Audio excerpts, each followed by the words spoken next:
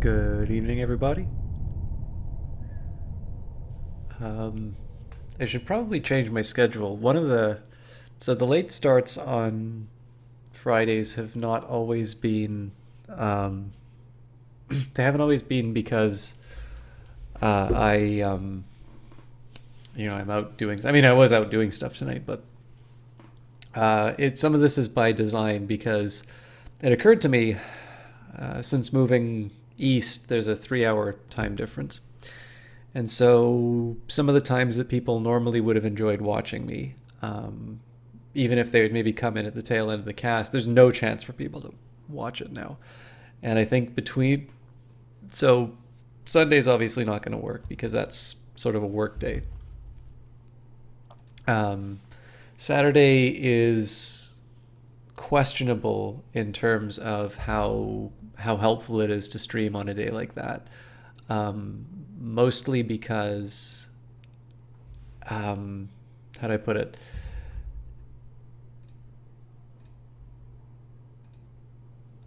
Like, it's not guaranteed that I'm going to be able to get my sleeping schedule back. So it seems like Friday's a good day to do that. Now, one of the drawbacks that I've noticed is that generally the attendance is very low.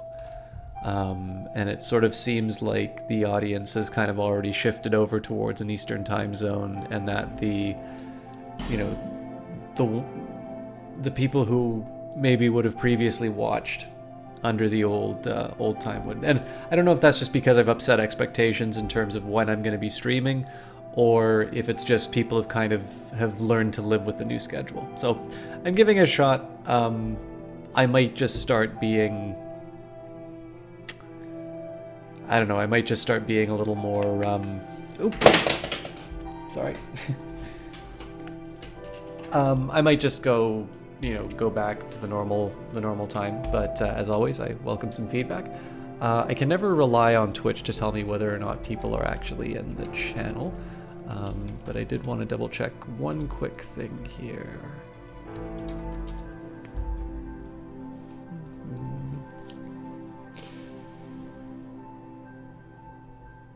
Interesting.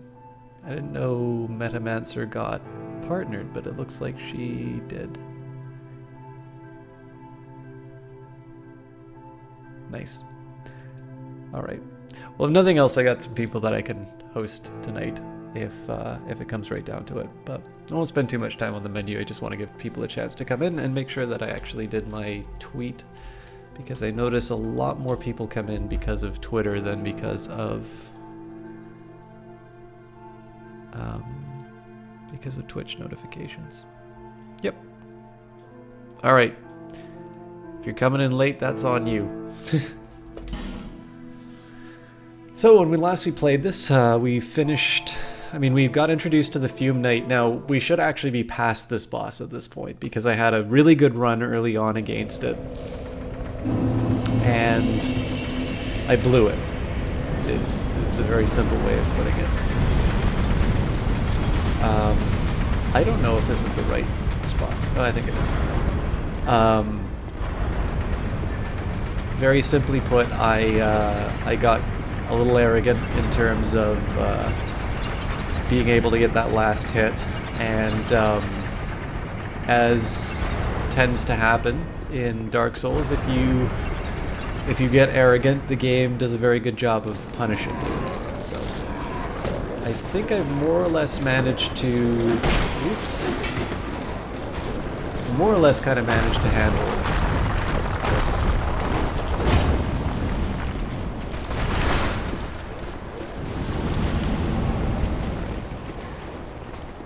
This gentleman's gonna start attacking me at some point. Oops. I'm not too worried about the damage that I take. I believe I left the elevator for me. Cringy Cat, thank you for the auto host as always. Yeah, I did, so I'll heal up on my way back down. Oops, forgot to get my charm up.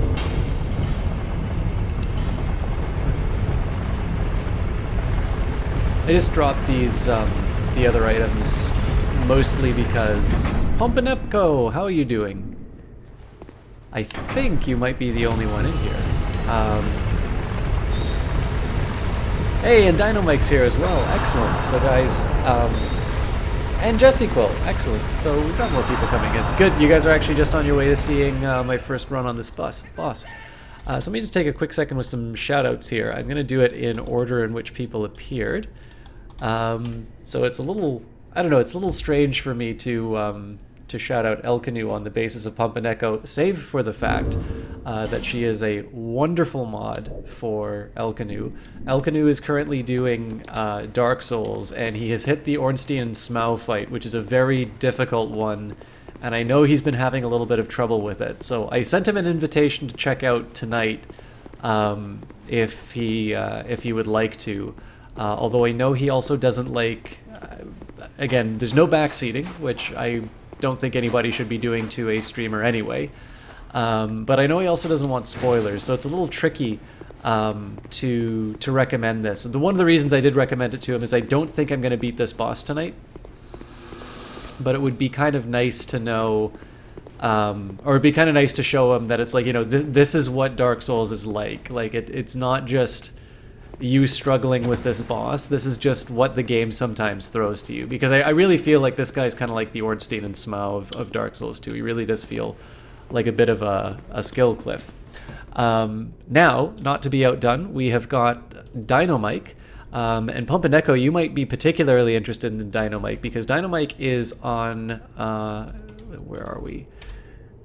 Dynamike is on the Twitch RP server for Conan Exiles. He's actually one of the reasons why I wound up getting a copy of that game. Hello, Jesse Quill. He plays on a role-playing server. He plays in character, and he was the first streamer I watched play Conan Exiles. Really nice guy. Definitely somebody who, when you visit his stream, when you take a look at what he's doing, I think you can really sort of see the personality. You can really sort of appreciate what a nice guy and what a positive attitude he has towards streaming. And again, he's doing something interesting with Conan. It's very easy. I mean, there's no shortage of games like Conan, and there's no shortage of streamers who cover material like Conan. But that doesn't mean that it's oh,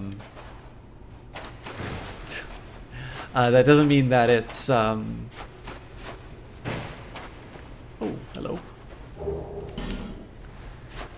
That doesn't mean that like it's I guess what I'm trying to say here is that it's very easy to sort of get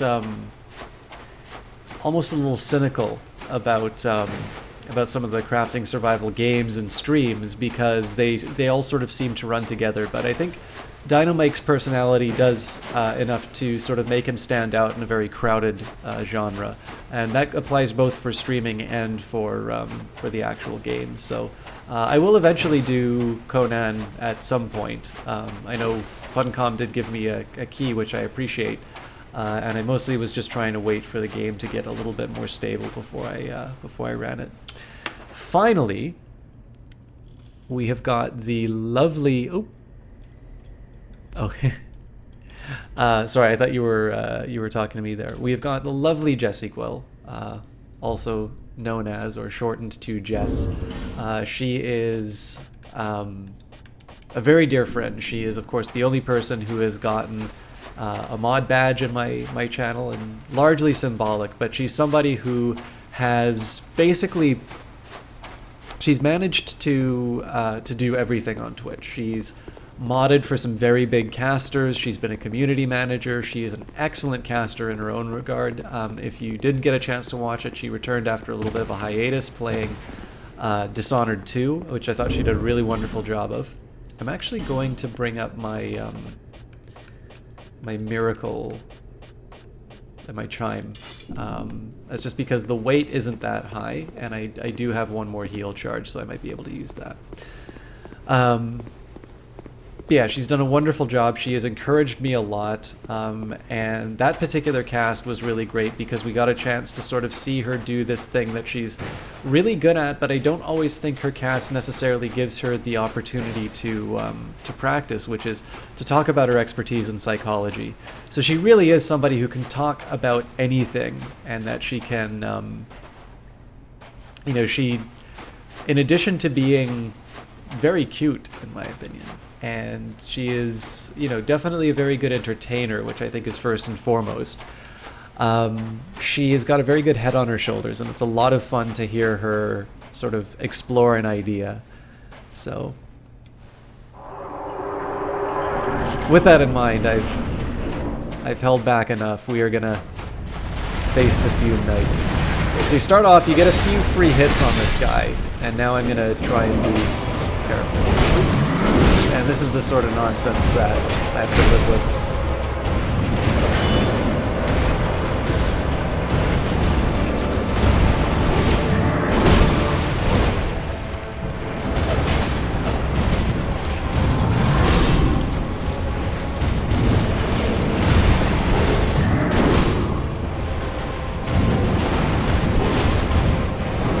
Oof.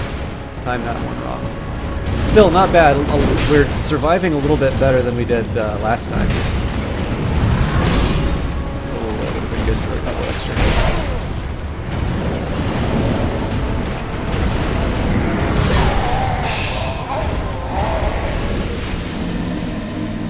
Yeah, I understand, Jess. Alright, so I'll be honest with you, that actually went a lot better than I thought it was originally going to. So one of the tricky things about this guy is that he doesn't telegraph his moves very well.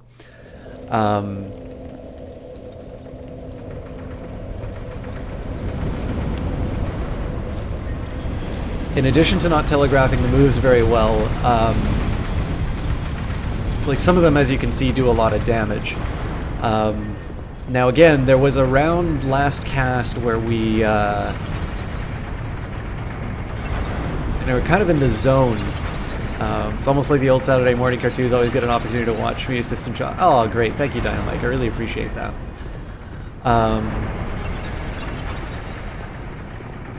The big thing on this fight is basically it's unforgiving. So you just need to keep your, you know, you need to keep a good head on your shoulders and basically sort of work with the hand that you've been dealt.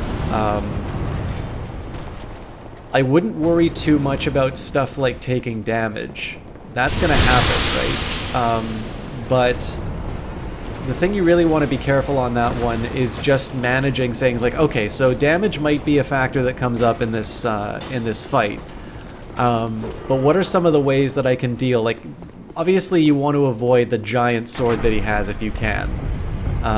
And if you know, if you take a couple of hits from the side sword, you know, so be it, right? Nobody's gonna complain too much about that. Because we're still learning, I'm not gonna heal the whole way up. I'll save. Actually, honestly, I'm not gonna get a chance to use this miracle, so I might as well.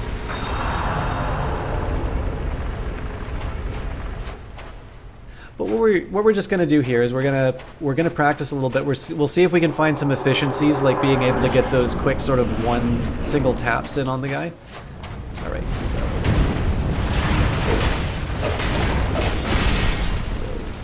heal up a bit. There we go. That was a good start. So I'm gonna be getting my stamina back up a little bit. We'll wait for him to make a move.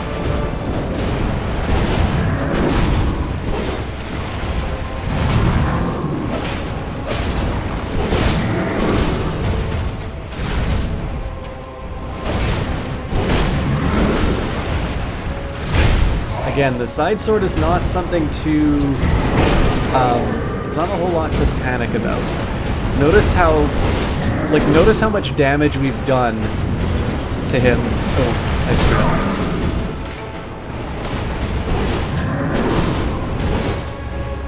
So notice how much damage we've done to him just getting those little bits of chip damage in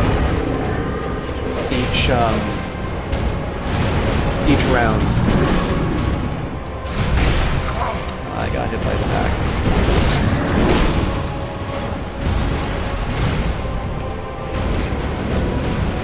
I'm hit.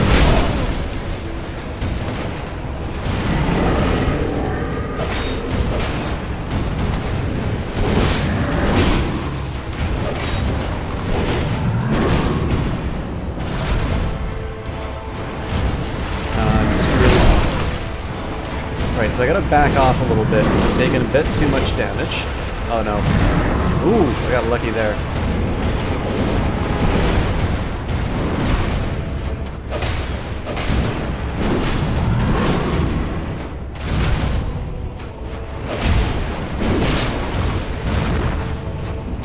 So I'm gonna stamina up a little bit.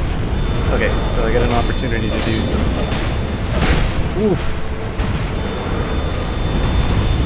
Oh, that was bad luck.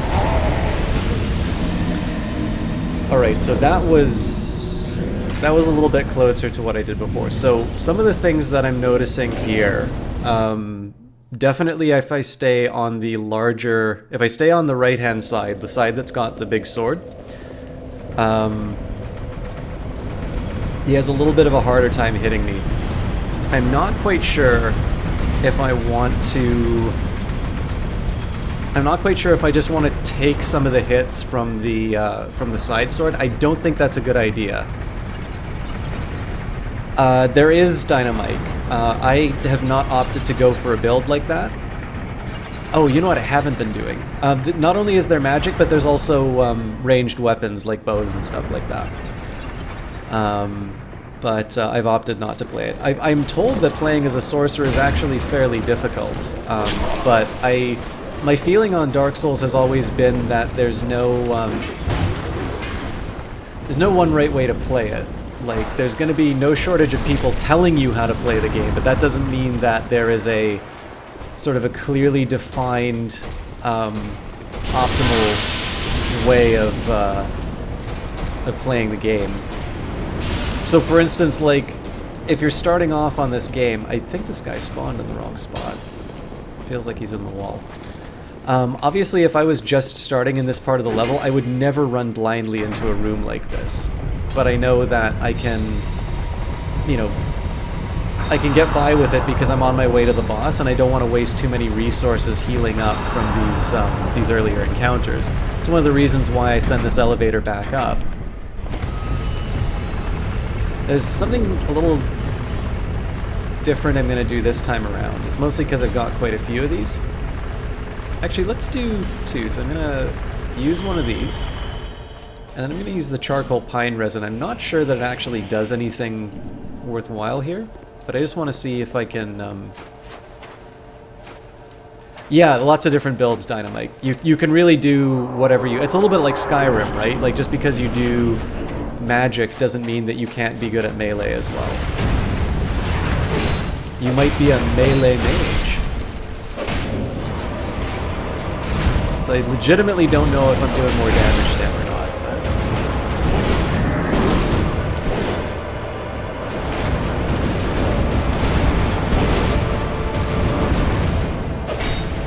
but... So I don't think I'm doing any extra damage for this, to be honest. The big problem I have is stamina in this fight. Because, like, if I go in and wail on the guy... Oh, this is gonna be bad. Okay, quick heal. Oh, you sneaky bastard.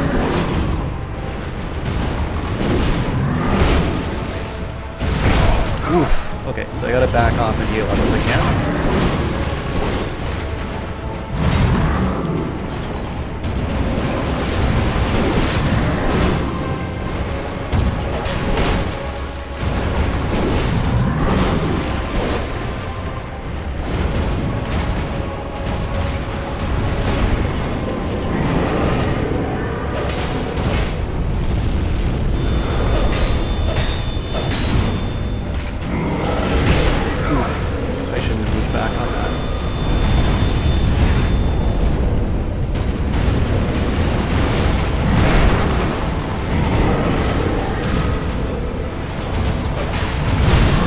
This is gonna suck for a little bit. Oh, Jesus Christ. I forgot about that.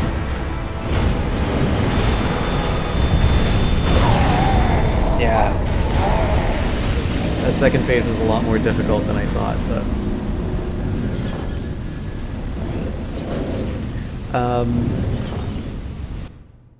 Yeah, Dynamite. So it's actually every time you go to a bonfire. Now, every time you die, you notice in that the upper part of my health that my max health is going down a little bit. Oops, I can get away for it. So if you sit at a bonfire, all of your stuff regenerates. So there's a really interesting design decision that's been made here, which is that there's no... Actually, there is a difficulty setting in Dark Souls 2, which is you can make the game harder.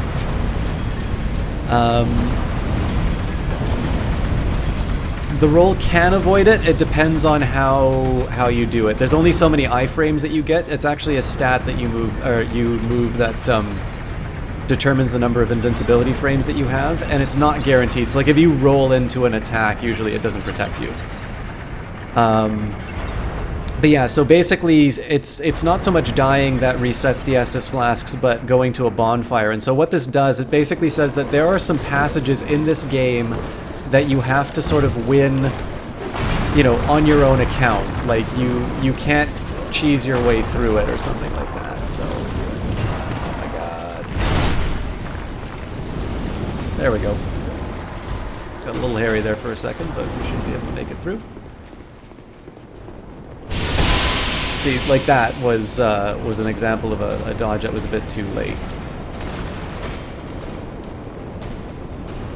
Okay, so apparently this guy just spawns into the wall. I never noticed that before.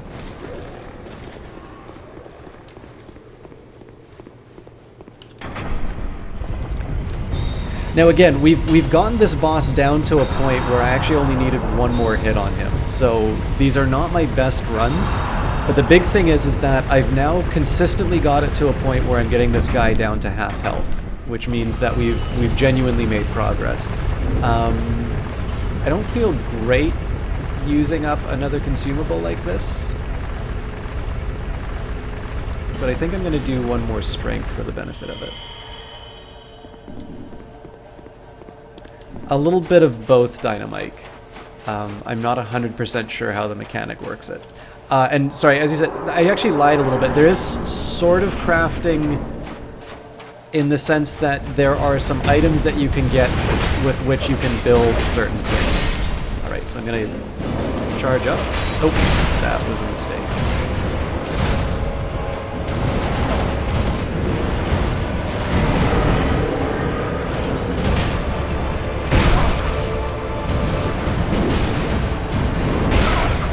Okay, so I gotta back off and heal up.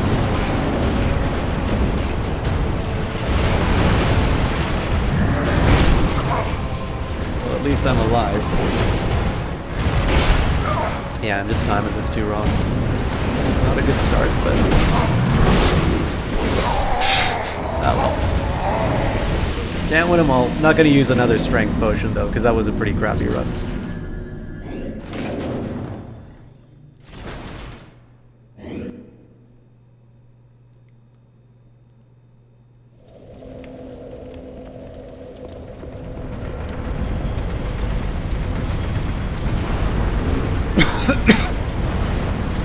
From the stuff I've done, it's not obvious that there is an attack that this guy's particularly weak to. One thing I might do, though, is just do a quick review of some of the items that I have. That's correct, Dynamite. So you've got consumable items in the game. My miracles will regen, my Estus flasks will regen, but my consumable items are fixed. The flasks and the miracles. Oops, that was a mistake.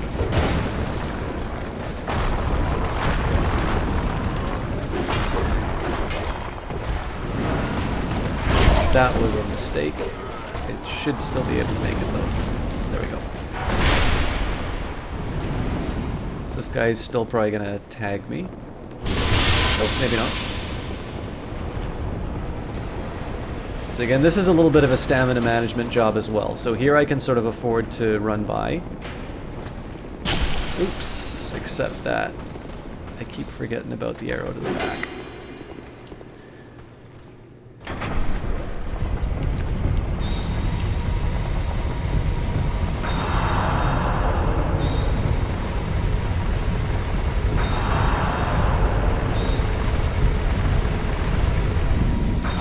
There's no point in using the chime in the fight just because so this will lighten things up a little bit for me. So one thing I'm just going to quickly do here is take a look at my sword. Now, the reality is I've upgraded this thing quite a bit. I really don't think I'm going to have a weapon that does more damage, but let's just see if we can maybe switch things up a little bit. I'm basically looking for raw damage here, so if I can find something that does 205 damage or more, so much the better.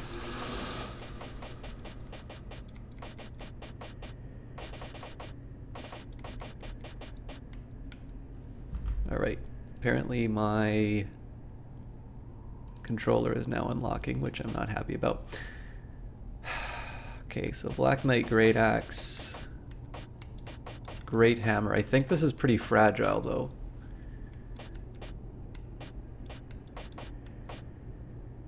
Demon's Great Hammer, Dragon's Tooth.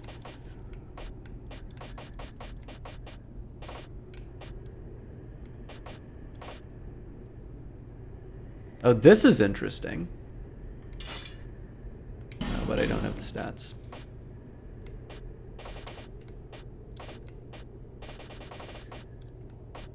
Yeah, so each weapon in this game has a different move set. I'm actually going to be practicing with this stuff a little bit. Okay, so let's see if I've got the, yeah, Dragon Tooth.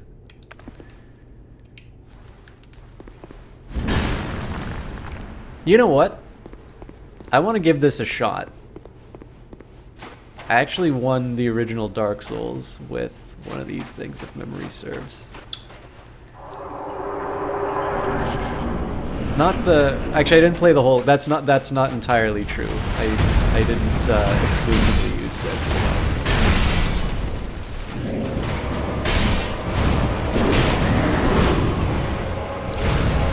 I'm not convinced this is doing a lot more damage than... It's definitely leaving me open to attacks, though. Oh, this is gonna hurt.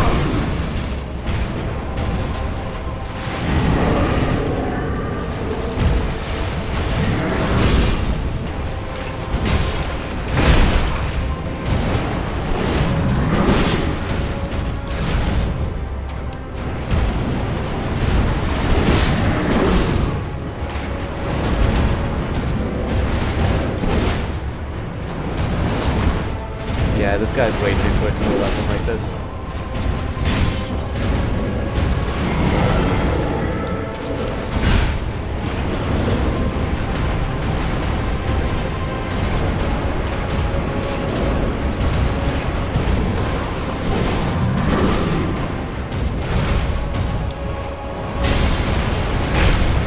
Yeah, and if I do the two-handed attack, that is Elkanu's weapon.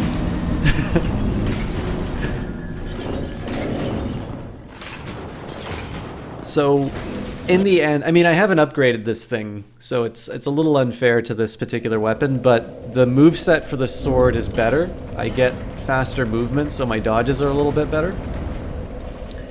And overall, like, I've just put more into the Red Rust sword. So, just to give myself a little bit of a pick-me-up, I'm going to use a humanity just to regenerate my, my health and such.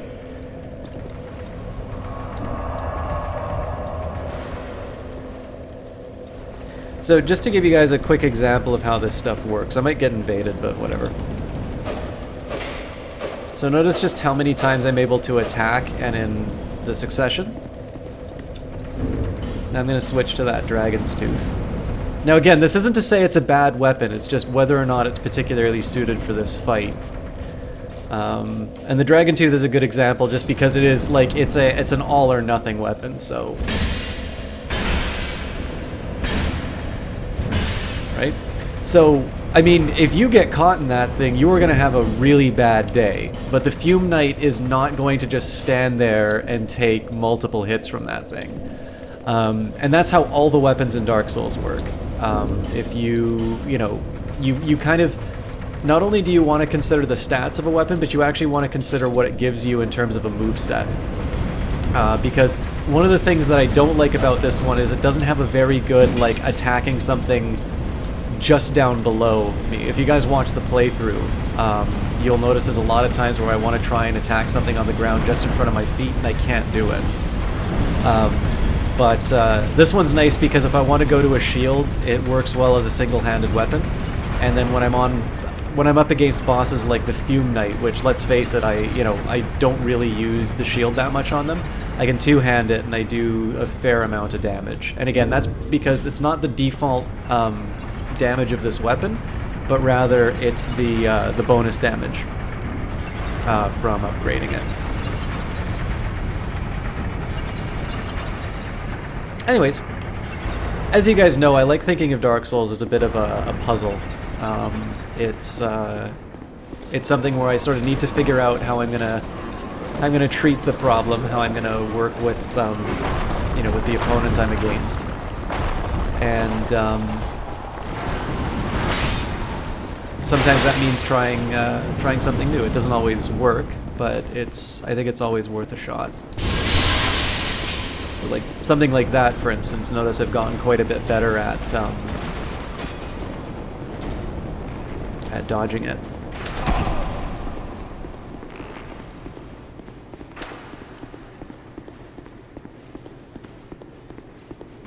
I mean, I got hit by the arrows, so it's still gotta heal up. But because I burned a humanity, I'm gonna use one of the strength potions, but I'm not gonna go back to like constantly using the strength potions. I still think I think I need to do a little bit of learning in phase 2. Yeah, no worries, Pump and Echo. It's always good to see you here.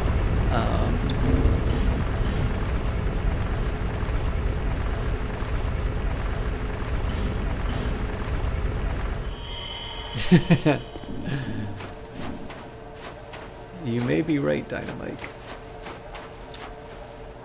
Alright, so back to the task. Now notice here, I'm doing a slow run until he starts spawning, then I close the distance really quickly, and I just run in to do as much damage as I can. I leave myself a little bit of stamina so that I can respond to his attacks.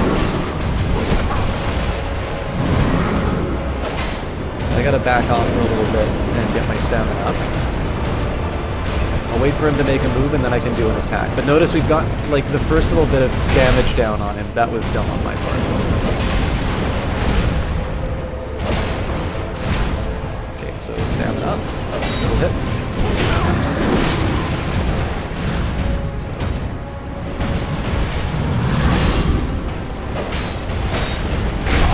That was a mistake to do the 2. Right. Moving back on that big round attack is not the right call, so.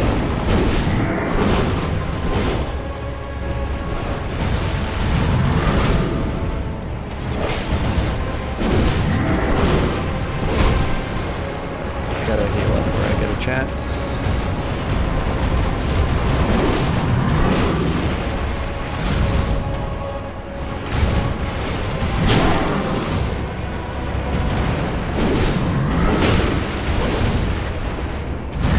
I can handle a tag by the side sword, but not too much from his big one, his red sword.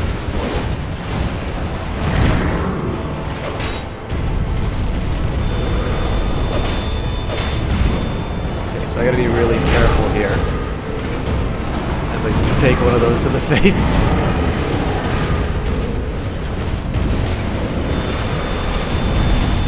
Oof. There we go.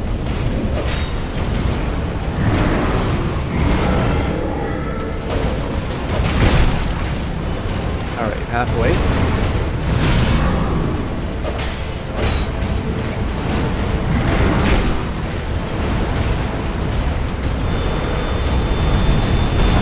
Oof, that is a hard dodge. Yeah, that was stealthy. Alright, not a bad run. I don't see, I'll be honest with you, I don't actually see the major advantage of using up the strength potions, so I think at this point I'm going to I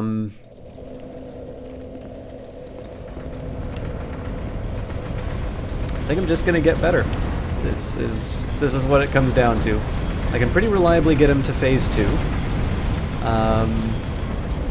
I'm getting a little bit better at dodging the flaming sword, but because I'm not anticipating, so I mean, I'm not really anticipating the I'm not really anticipating these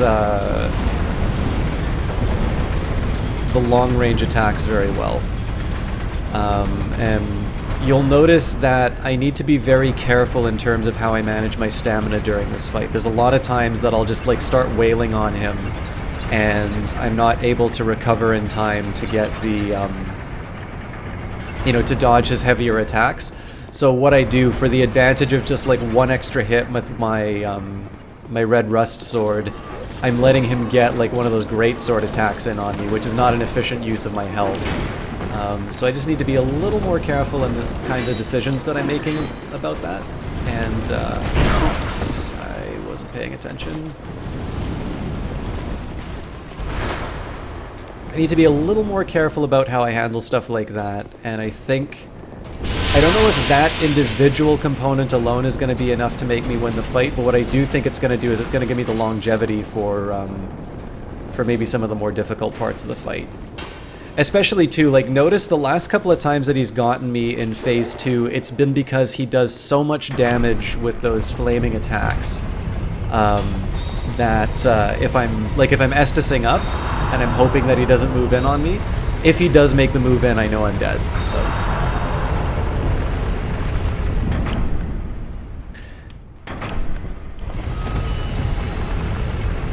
Well, you technically don't have to, Dynamike. I'm really... Because there's so many guys that are kind of coming after me there, I decide that taking the fall damage is better than the alternative. So I just opt for... I just opt to take the fall damage rather than the potential damage from the enemies. Okay, so I gotta charge up.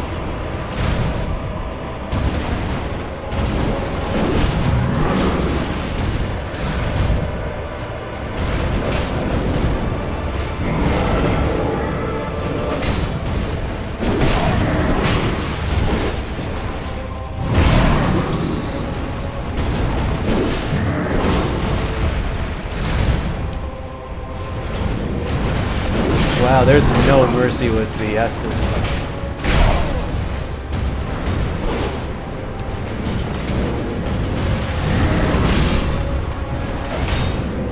I'm gonna start trying to do some two-handed attacks on him.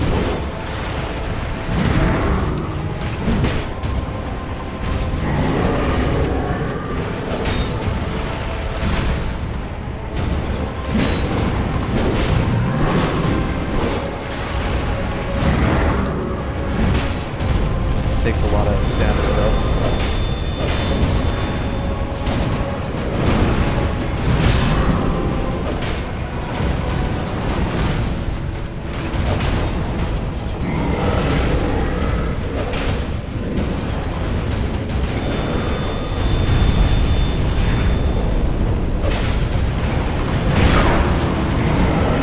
Could have been a game ender right there.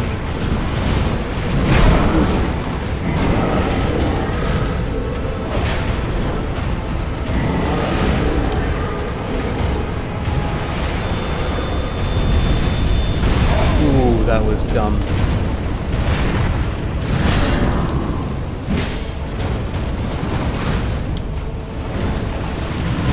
I'm gonna get fucked. Alright, could have been worse.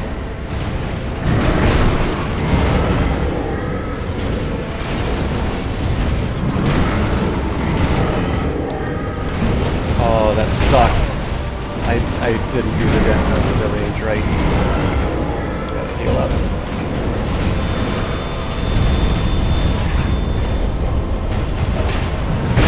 Oh no. I can't heal, unfortunately. I gotta wait for him to make an attack. Yeah.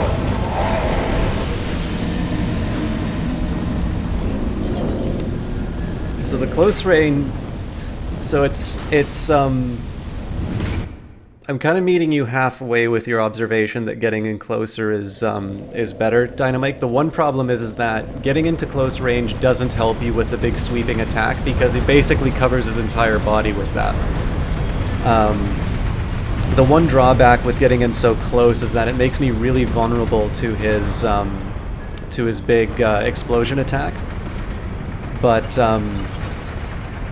what I basically need to do, I need to be a little more thoughtful in where I position myself during the during the second phase of the fight. Because if I put myself up against a wall, I wind up in the same situation I was with the Smelter Demon, where... Oops, that was done. So this is why I kind of rush down this hole.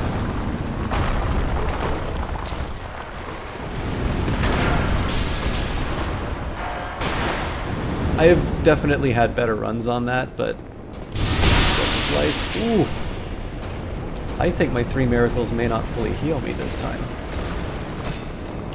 Okay, so I have a small breather because they're reloading.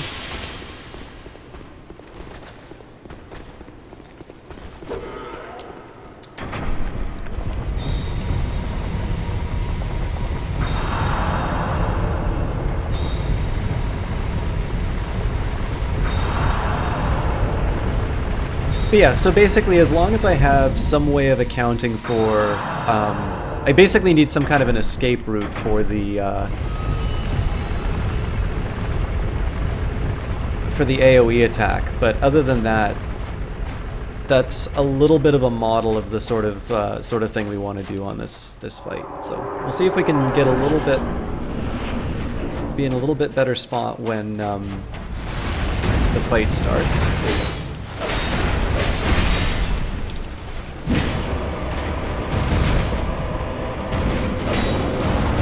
That was dumb, because I had to take all that damage because of my stamina. Ooh, this is gonna suck.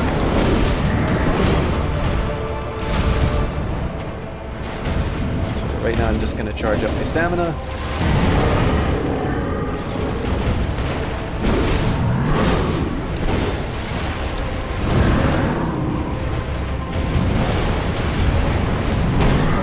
I'm also trying to do a slightly better job of moving myself around the arena in a slightly more intelligent fashion, try and keep them in the middle a bit.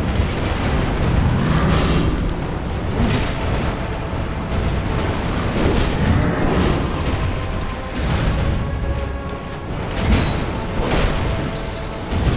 Let's have none of that. I'm also moving onto his left-hand side, which is dangerous. Or it feels dangerous, at least, because he seems to have slightly better access with his side sword.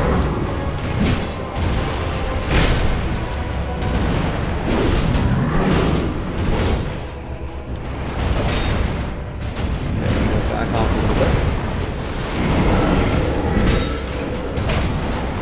That was a nice chunk of damage. Alright, so he's charging up. I should have used that for healing, actually.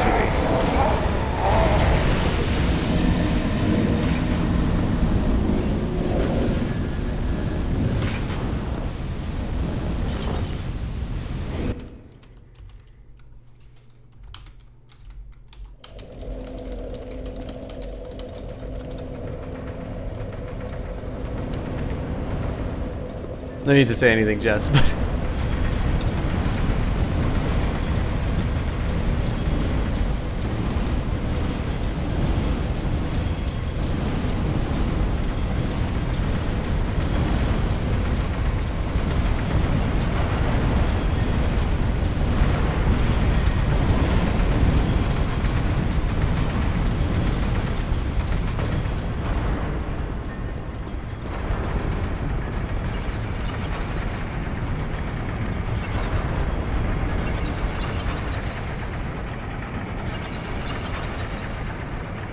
Oh yeah, Dynamite, sorry, I didn't see your message before that. No, I don't consider that backseating. I mean, there's a very fine line on it, and part of it...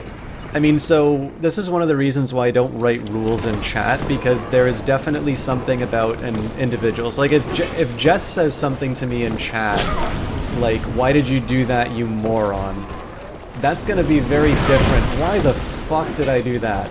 Alright, I may not survive this. I don't want to use an Estus, but if I don't properly jump over this guy, it's game over. Oh, fuck you, Forlorn. Why are you doing this to me?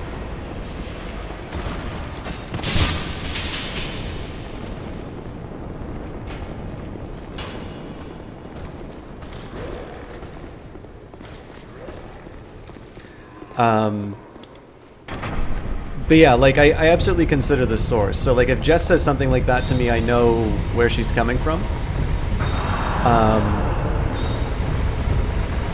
But like, if it's the first thing that somebody says inside of chat, I don't even really care if they're like a huge streamer with like 1 million followers or something like that. So yeah, this is not a good use of a life gem, but there you have it. But yeah, I don't know. It's context matters. So yeah, I didn't have any problem with that dynamic. But like I said, I mean, the other thing I've noticed is that like a lot of rules tend to be very like they're common sense, right? Like unless somebody invites your comment on their gameplay, unless they like somebody saying, "Hey, I need some help with this guy," why would anybody even consider backseating to be acceptable? And I've noticed anytime that I've been in a chat and I've been moderating, or Jess can probably talk about this more. You know, inevitably when there's rules posted, if somebody gets timed out, the response that you're going to see from people is not, "Oh yeah, you're right, that I wasn't thinking," or something like that. You're going to see it's like, "Nuh-uh, the rules say," and there's nothing that will kill a mod's experience of a stream more than having to litigate or set of rules. So anyways. And OCS Inspector, sorry, I don't remember if I said hi to you or not. Good to see you again.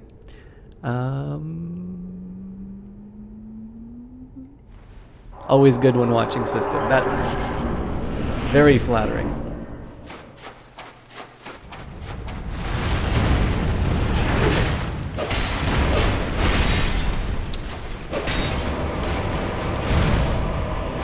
So again, building up my stamina is slightly better than getting a quick bit of chip damage in. Also gives me some experience with my dodges. So.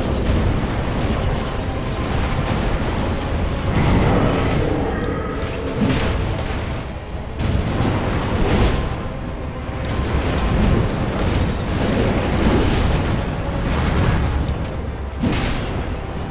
That was one where I normally would have tried 2, but I'm trying to be a little more cautious on this.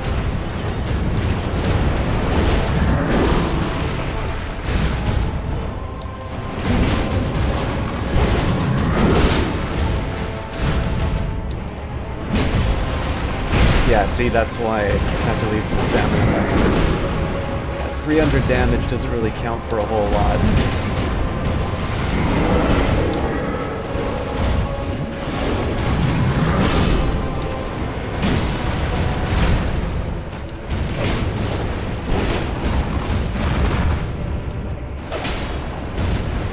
Old mistakes. Oh, I wanted to drink the Estus on that. Oh, God damn it.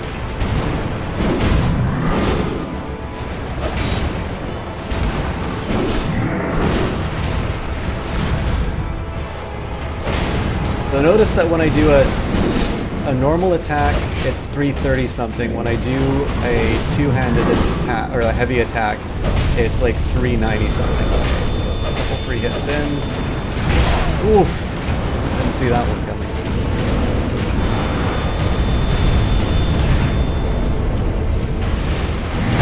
Oh no.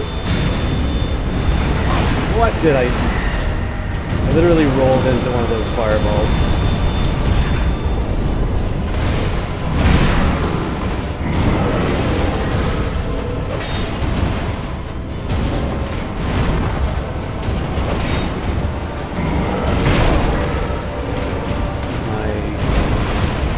To hit the B key at the right time is not impressing me.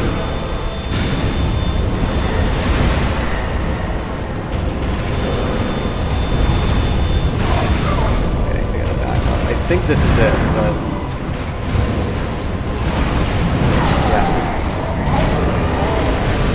That should have been the one that I won, and then I got careless. I will admit, I kind of felt like the dodges weren't as responsive on a couple. I think you guys heard me complain about them, but there's no point in blaming a controller if I can't win the fight. That was basically what. I think what you'll see is when we eventually beat this guy, that'll be kind of what the run looks like. And what'll happen is you can get by with maybe one or two bad dodges. But in that case, just my mistakes piled up. And I really don't have a good answer for how to Estus when he's in phase 2, so.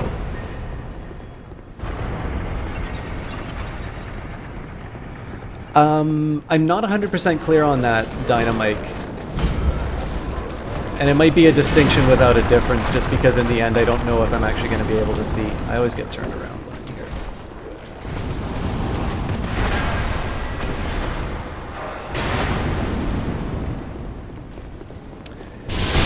Jess, I think you know what to do.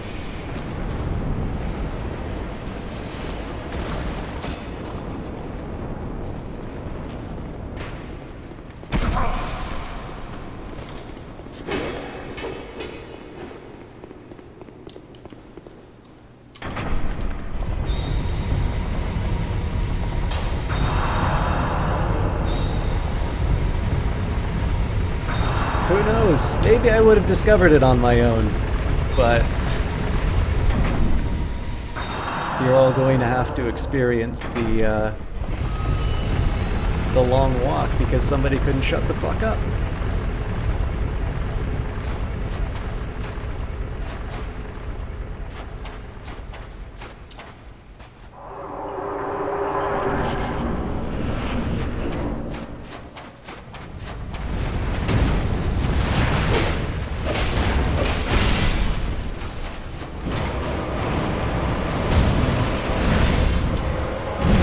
Back to two-handing.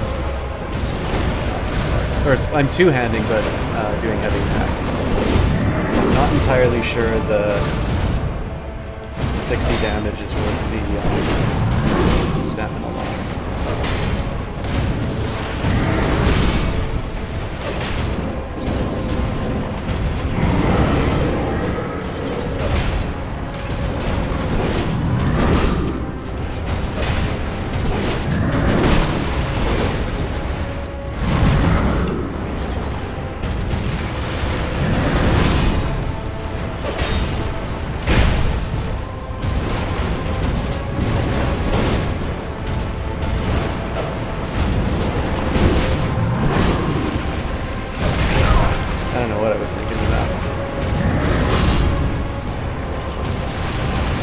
Of course he's gonna... Ah, well.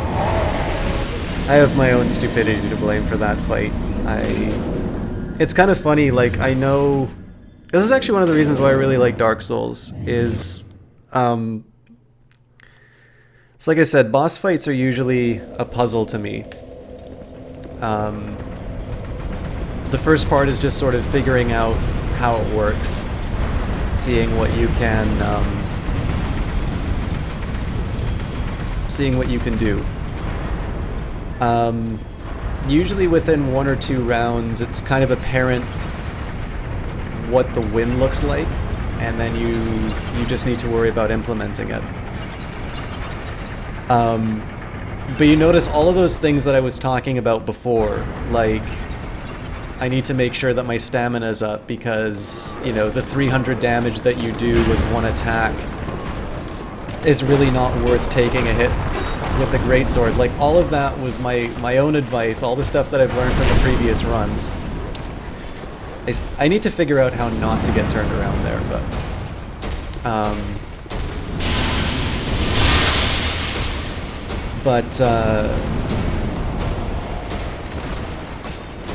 basically,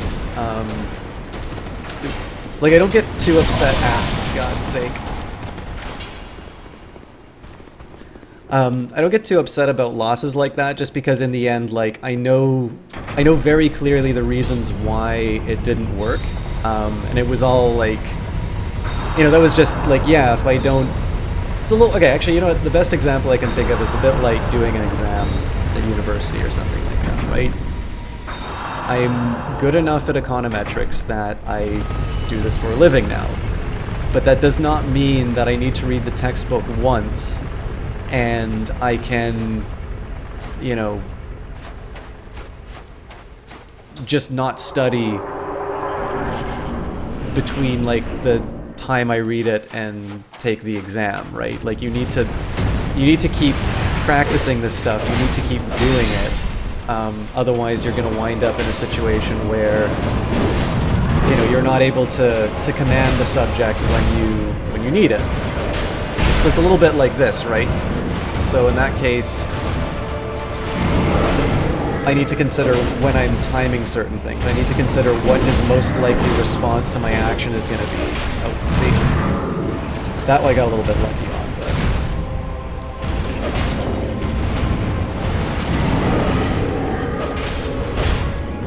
So there, because I had a full stamina bar, I was able to do 2 hits.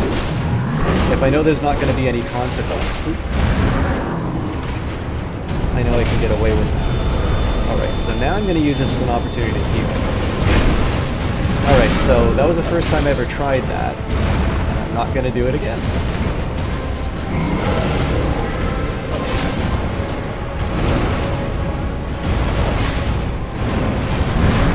So now I want to be careful about him using his explosive attack.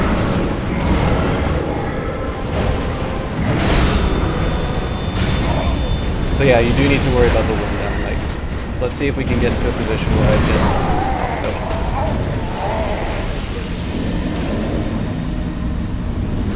can... I wasn't going to heal up because I suspect if I started doing the Estus, he would have just run and killed me. But yeah, so like each time you, so again, like if you say, oh, I've done this, I've done this before, or, if you guys read the backseating article, like,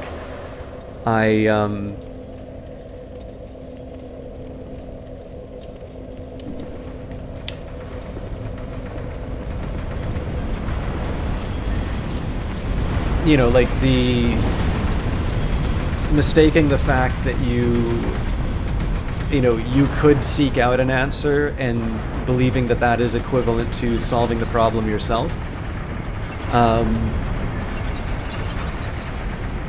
These are the things that lead to unimpressive academic performance, basically.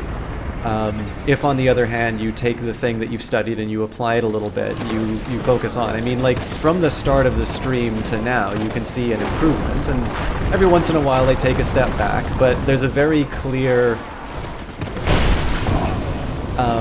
there's a very clear structure to the mistakes and the times that I've lost. They're the ones where it's like, okay, this might have been the run. But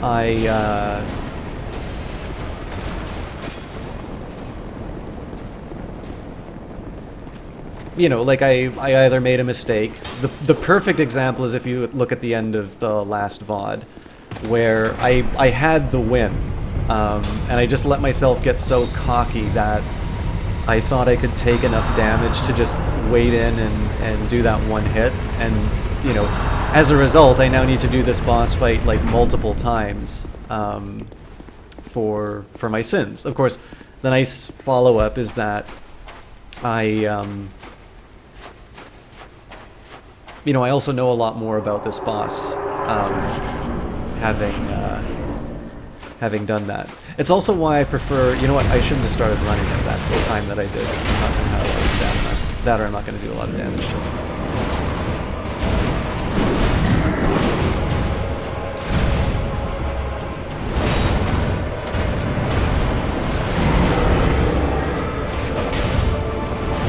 Probably could have got away with 2 hits there, but...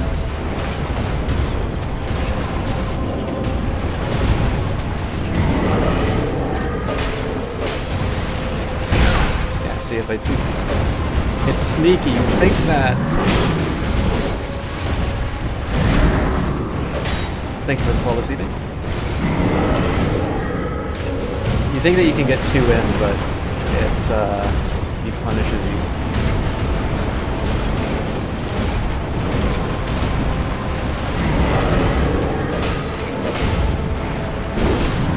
So directly behind him, I think I can get away with 2 hits.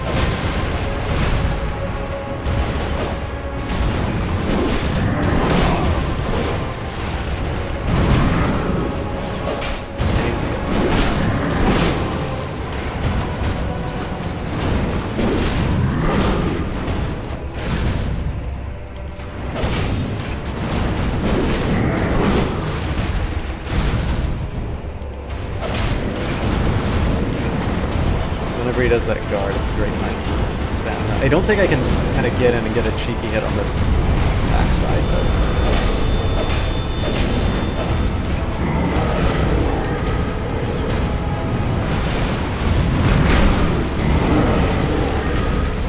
Aha, that sneaky fucker.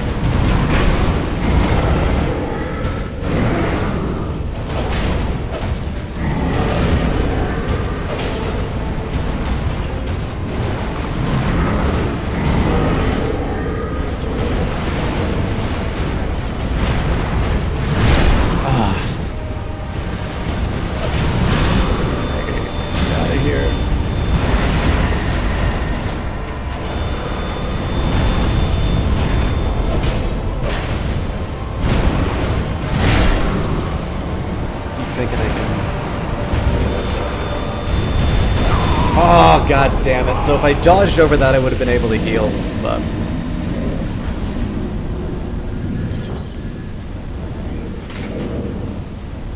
yeah, but Dynamite, I don't think I responded to your statement. The game is brutal, but... I mean, it's an earned reputation. But one of the things that I love the most about it is... See, I know at least two of you have been here when I said, I am the last person to fall into any kind of I don't even know what I'd term it, but like usually when it's the win, I kind of know it. Like it's, you know, it's usually at the start of the fight, but even at the halfway point, I'm like, okay, I've got this. Like it's, you know, it's this thing's in the bag basically. I haven't felt that on any of these runs, so I don't know why you guys are getting disappointed. I've been expecting to die. Well, I'm glad, Dynamite, because like this is one of the big things. Like, there, I think, are a lot of imitators now that Dark Souls has been successful, but I think what makes this game so good is that they have very carefully calibrated it so that you were given a very clear challenge. I forgot to bring this thing up. All right, this is going to get interesting.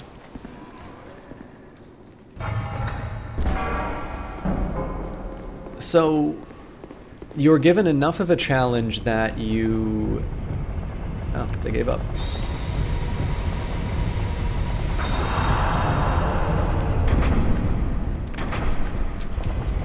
Like, you feel like you've earned it, right? And there's no easy mode.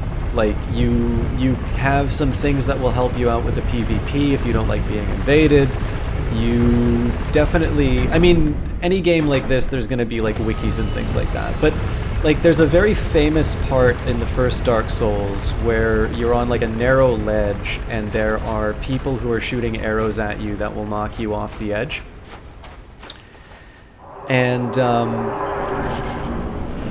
like, the fact of the matter is that there's no walkthrough that will equip you for a situation like that. Like, to me, I think you just need to, like, live with the fact that that is a hard part of the game. And, you know, it's anybody who's beaten Dark Souls has had to deal with the, you know, the twin archers.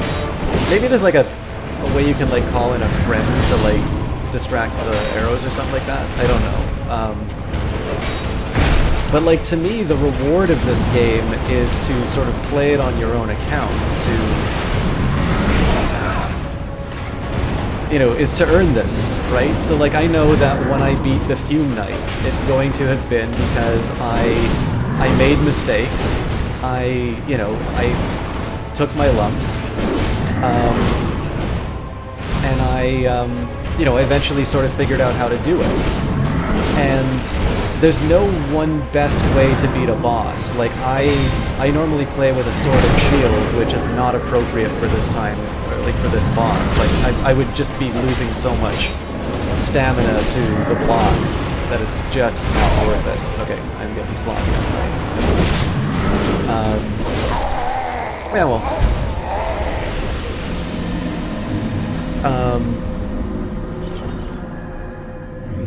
Yeah, so like on something like that, like this is one of the things, it's always kind of funny when people say, you know, it's like, oh, you know, you're so calm when you play Dark Souls. Like, what am I going to get mad at, right?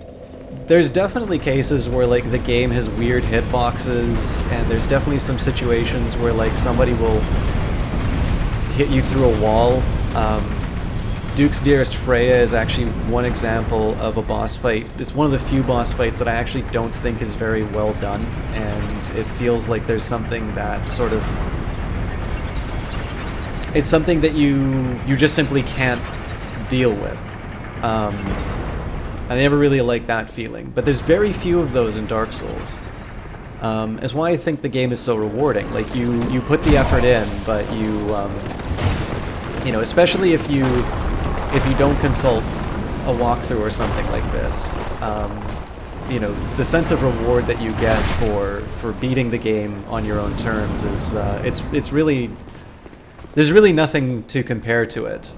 I wasn't streaming when I beat Dark Souls the first time, but we did do my second run of Dark Souls on Twitch, and then my commitment was to, you know, do a blind run on, you know, on the rest of the series, and we've already beat Dark Souls 2, and then we're now on our way through the DLC. So for those of you who are maybe new to the series, this is the second DLC of Dark Souls. Somebody told me that there was as much content in one DLC as there was in the entirety of Dark Souls.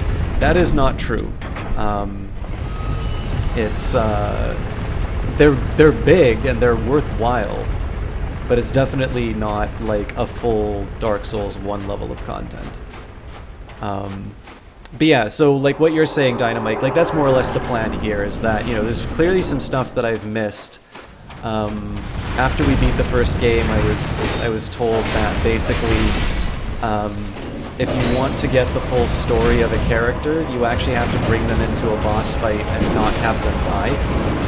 But sort of my conditions for my playthrough were not bringing in allies. So I know for a fact I've not experienced everything inside the game. So what I'll be doing is I'll just go through the wiki to like see any of the content that I missed. Oh, what am I doing? Just gonna go back off and heal up.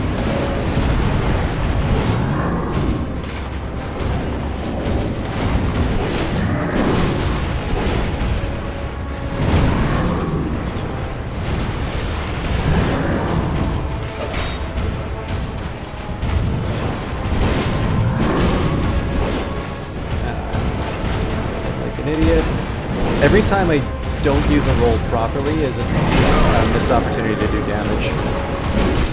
Or damage I need to take from the side sword when I recharge.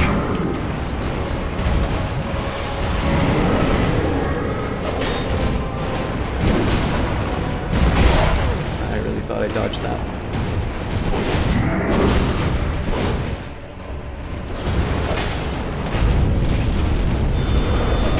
You know what, I should have healed instead.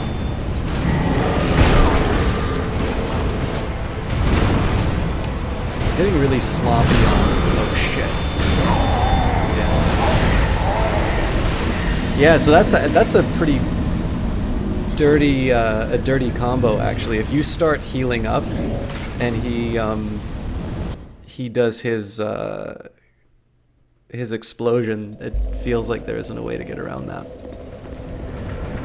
I could put up a ring for dark protection or something like that, but that's not really the problem that I'm running into. The problem I'm running into is that my dodges aren't very good. So you know, again, the only way that you get better at dodges is practice, right? So that's how I plan on doing it.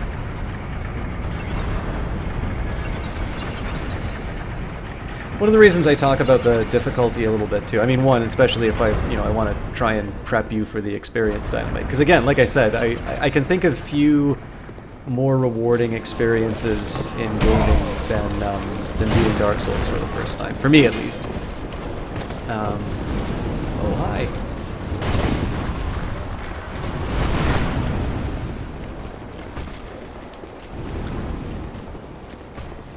Yeah, Spectre. I mean, I'd heard of this guy before. I didn't know he was in the second DLC, but I definitely heard of the Fume Knight before I played this. Not bad. So he's supposed to be one of the... I mean, if I hear about a boss it's not because they're too easy. So it's just, you know, it's one of these, like, in the end, it's just another tool for the toolbox, right? If you keep experimenting, if you keep thinking about how you are responding to what the game is throwing at you, if you don't fall into the rut of making the same mistakes, or if you acknowledge that you're making the same mistake, you know, you run into different situations, and then eventually you're either going to be diverse enough that you can handle the problems the game throws at you, or you will have experienced all the possible combinations of challenges. Should you start on Dark Souls 2, or would Dark Souls 3 be a good place to start? You think, okay, most people consider Dark Souls 2 to be their least favorite. I shouldn't have run the whole way again. So I'm going to spend the next little bit getting my stamina back up. I'm lucky I didn't get hit by that because my dodge was not sufficient.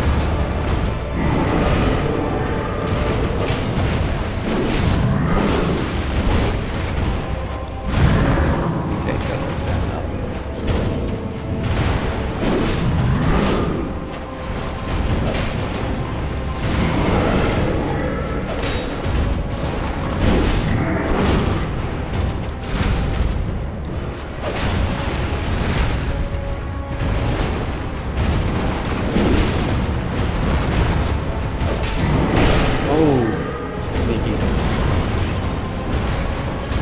Tempted to heal, but I'm not going to.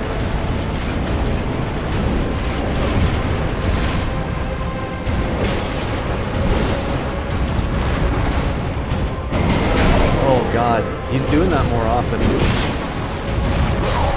Yeah, they can't roll back when he's... Like, when he winds up, I know in my head that I'm not supposed to roll back, but it's the most natural reaction I have when my health is low. And that's what kills me every single... Well, actually, I haven't died to that a lot, but like every time... If there's a disconnect between my brain and what my hand is telling the controller to do, like, it's one of the worst feelings because you know you're about to die and there's nothing that you can do about it. Anyway, sorry, Mike. So yeah, people consider Dark Souls 2 to be their least favorite Souls game. At least, usually if you'll go into a chat, that's what they'll say. I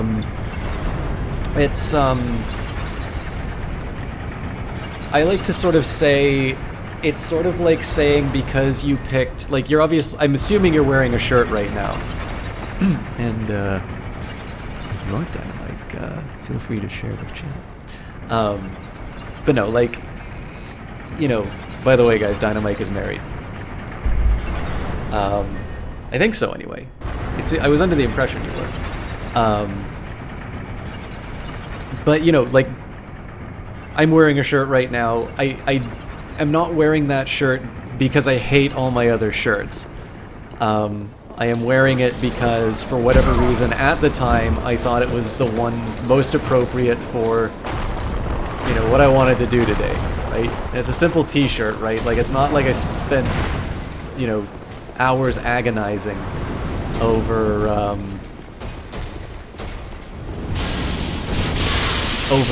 the decision of what shirt to wear.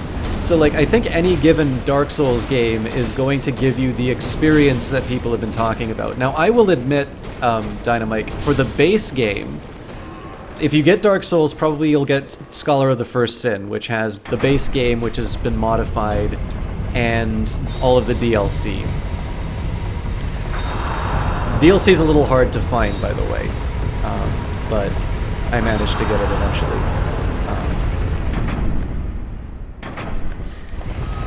The one thing I'll say is it felt like a few of the majority of the boss fights were a little more routine this time around. A lot of them I got within the first 2 tries. The DLC changes that quite a bit. The DLC, like the Fume Night, has definitely been one that I've been having some trouble with. So I mean, obviously you know your tastes better than I do. Like, I can't necessarily say to you, you have to play Dark Souls 1. It is very often rated as people's favorite sort of Souls game, and I think part of that might be because that was their first experience of this type of game, and I think that does sort of weigh on people's considerations. But also, I mean, the other thing too, it's like very impressive technical achievement. Like if you consider that that game was made for the PlayStation 3, and how old the PlayStation 3 was when they made that, I think it's actually a great looking game for the hardware that it was on. But it's the only Souls game that hasn't sort of been specifically made for PC. And, oops, again, not hitting my beekeeper. I want to know what happens if I... Okay, he just comes to... By the way, I am convinced... I always wondered what he did if he tried to heal when he went into that, so... Have a great one, Pump and Echo. Thanks for stopping by. Sorry you didn't get a chance to see that. So I think, especially because you're fighting an ash, I would love it if you get hit with an overhead attack that you just get buried up to your head, or up to your neck in the ash. I think I'll give it a couple more rounds before I do the humanity again. I feel like there's a little bit of rust that I need to shake out.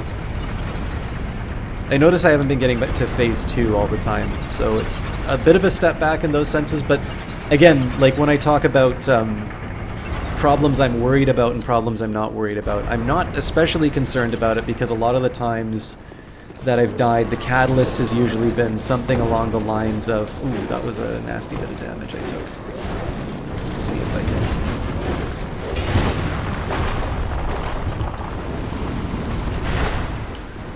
No, what are you doing? Don't fight him.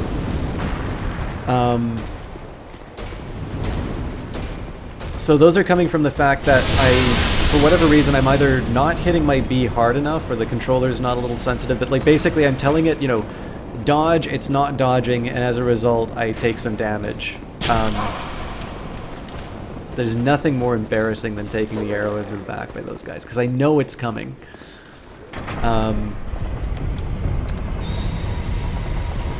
But yeah, so even though like I'm doing less damage before I die to the guy, like it's sort of stuff where I'm like, okay, well you know what, this is gonna fix itself. Like I'm not going to be sucking at dodging forever. I might as well just use this last heal because there's no way I'm gonna get this much time to deal with the boss.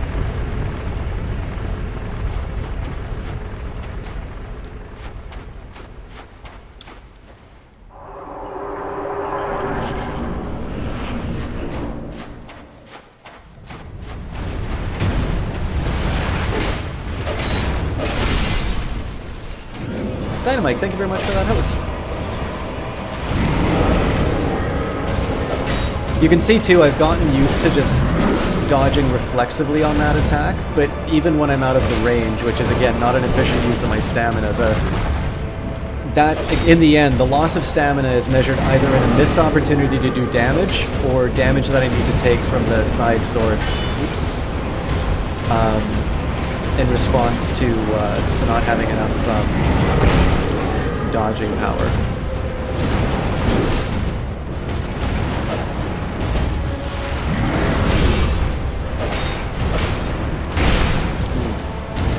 I think this is it. Oh, nope, I got lucky.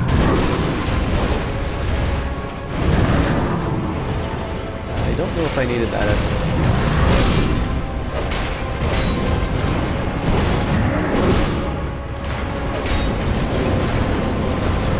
Back to this. This is a good one because I get a chance to build up my stamina again.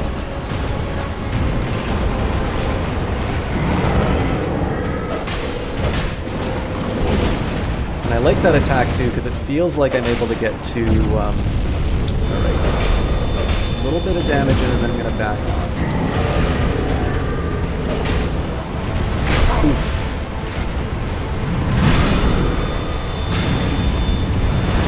Oh, god damn. Alright, I gotta be really careful for this next little bit.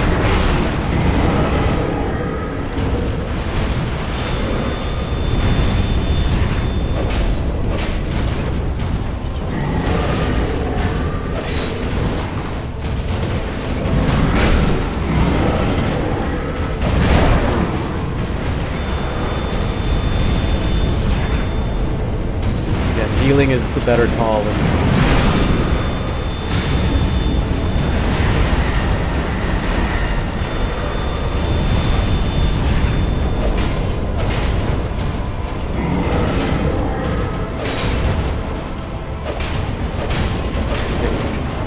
feels like another...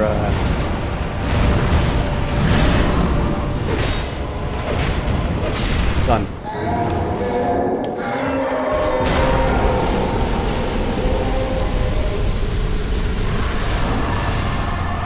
And as is tradition...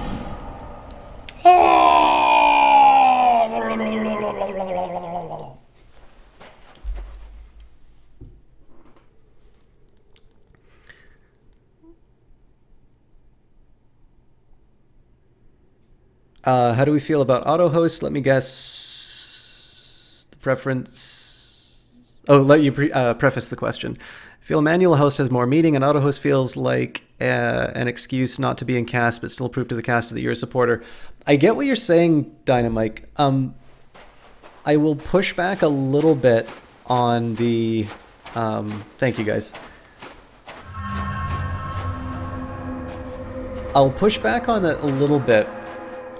And make the observation that a good example of this would be Tuesday Gray. So I'm gonna wear a groove into the ash for a little bit. I didn't get a chance to see. So if you notice, he staggers at a little point, and that was the point where I got really cocky. I actually think that is a very specific thing that the designers did, because it feels like once he gets to a certain level of health, that stagger happens. And I remember that was the exact trigger for me to just go all in and say, okay, I've got this, and put down my defenses. Which is where I tried to be a little more, more efficient in the way that I handle that. Oh yeah, I should get the rest of my gear up. Anyway, sorry, Dynamike, I was going to answer your question. So, Tuesday Gray is a really wonderful caster who has supported not just me, but also Jessie Quill. She's active, and Kitch. She's active in a lot of streams that I really respect, and she is an absolute sweetheart. For lack of a better word, is good. Congrats on beating the Dark Souls of video game bosses, DBHS Milo Befest. Thank you very much, Jess. I really appreciate that. Now, the fact of the matter is, because I've moved to the East Coast, I haven't had the same sort of opportunity to watch her cast as much as I would like. And she has noticed. She actually specifically mentioned to me when we were chatting that she appreciates the auto host. Another example of somebody who is who's like this is Outstar Walker, who's a really wonderful Polish streamer. She does a lot of art streams because she used to work for CD Projekt Red. I believe she worked on The Witcher 2 or 3. And is currently helping design a game called Cold Hearts. It's a fridge dating simulator, or visual novel or something like that. Outstar? Yes, she does. And again, she's noticed that, and I mean, she's in Poland, so I don't get the same opportunities to. Like, not only does she stream on GOG, she actually manages the GOG account. So, in these situations, you're right. Like, I would never turn around and say to somebody, it's like, pay attention to me because... Oh, not a problem at all, CS1 Spectre. I think if you roll back about, let's say, 10 minutes on the VOD, so you can actually click to my videos right now, and you will see this stream title. If you go near the end of it, let's say maybe 10 minutes to the end, you'll probably see the final run. And I'll admit the war cry was a little half-assed, so I just want to take a minute to talk about. Dynamike actually raises a really good point, and obviously he's a streamer, so it's not bad to talk shop. But consider this a little mental rest, because I thought I was going to be on this guy all night. So.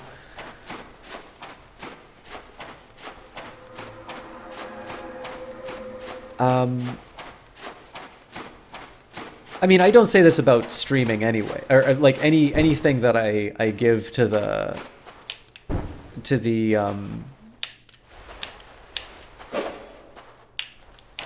I'm also trying to remember, there was a way to do like a shield break.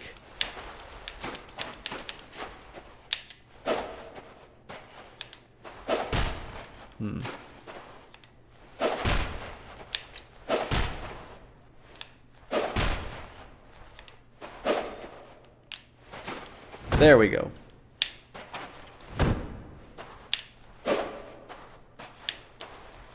All right.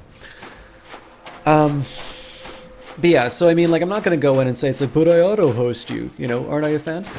But I'll put it to you this way, like, a lot of the growth of this channel has actually come from activity not directly related to the stream.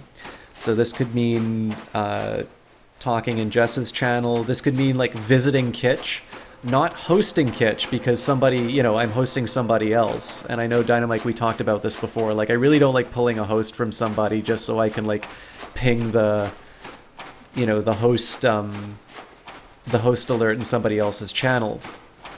So I like the idea of saying is like, you know, if you're going to be hosted by me, it will be for a solid block of time. Like if you're doing a 24-hour cast, I might like manually adjust it so somebody else can have some time in the sun.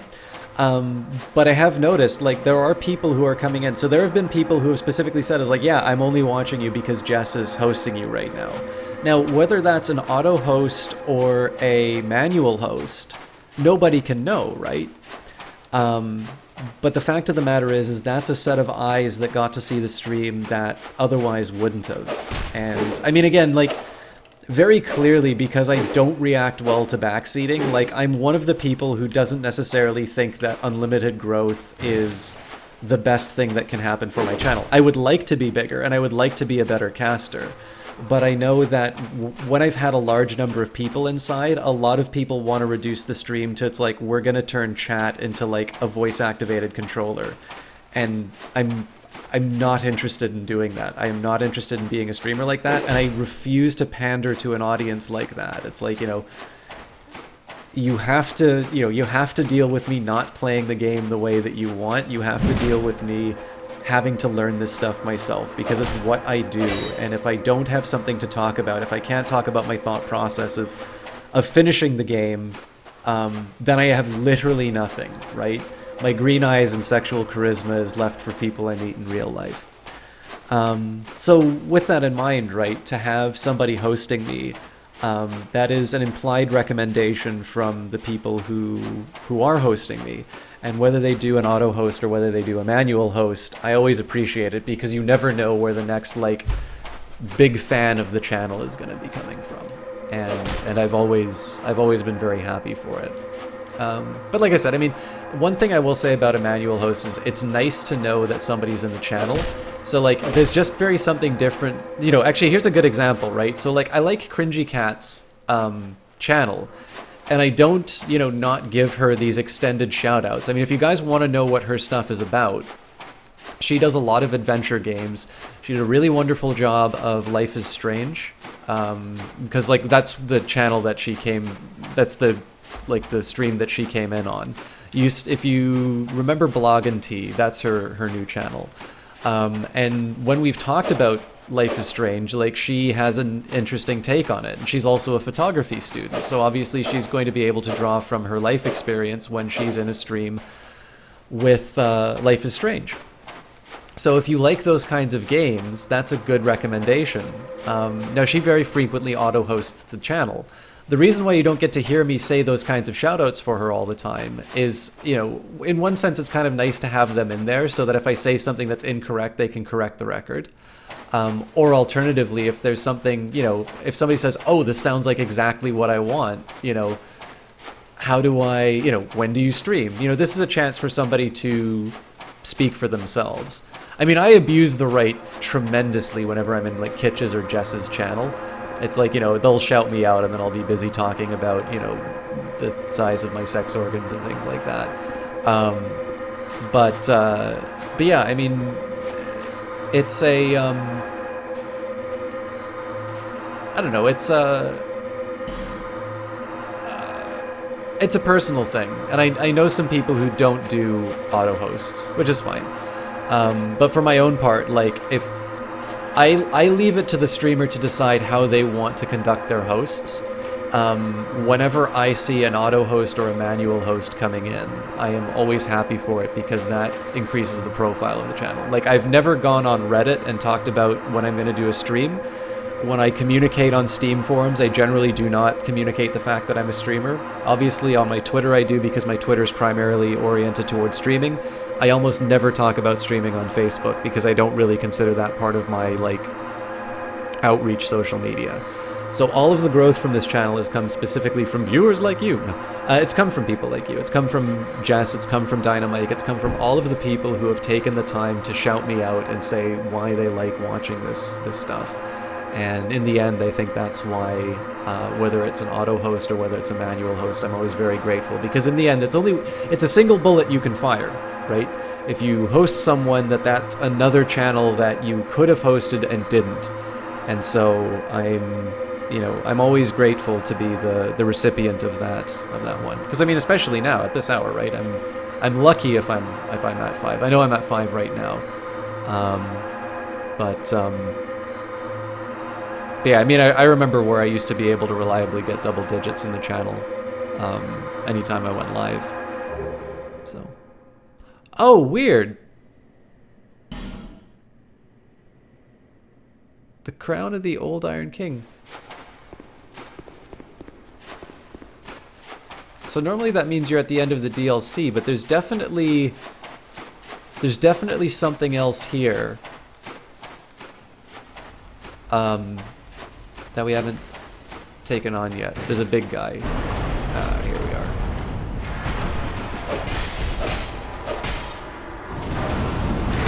Oops. I'm gonna get hit again.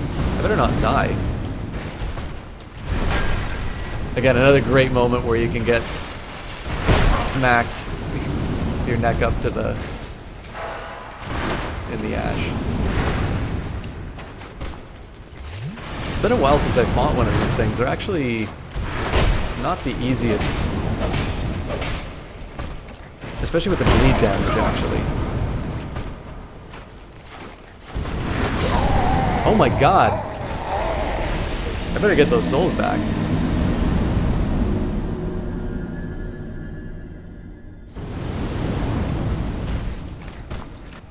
That was embarrassing. Yeah, so I mean, I get the crown of the old Iron King. I'm feeling particularly, you know, a little bit of swagger in my step after beating that hard boss, and then one of the mobs just brings me back down to earth. But that, by the way, Dynamite, is one of the things that's also really good about Dark Souls, is that even like the very first enemy you encounter is capable of killing you if you do stupid stuff. And I think that's a great feature of the game, personally. Greed, for lack of a better word, is good. Oh, Dynamite, not at all. Again, I appreciate you taking the time away from playing the game to answer my question. Well, I mean, as you've heard me say practically ad nauseum at this point, like, I really do feel streaming is mostly about the personality behind the cast. Oh, damn it, I can't heal. This is gonna suck.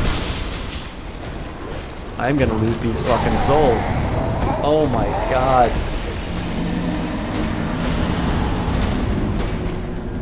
I should have been paying a lot more attention than I was during that. Oh well.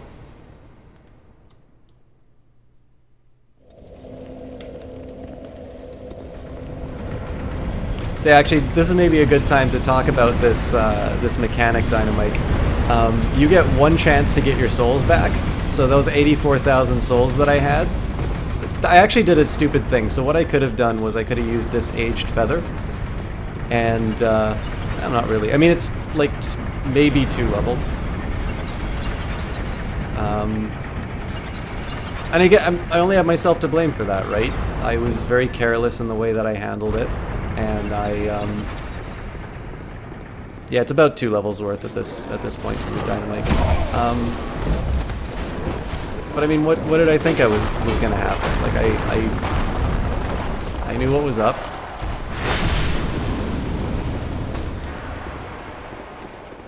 You can use souls for a few things. It's the currency of the game. Is the way. It's also the experience. If you, I don't know.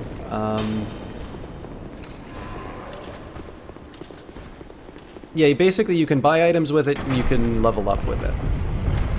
There's a new mechanic that was added in Dark Souls 2 called Soul Memory. So the kind of the accumulated souls that you've gotten.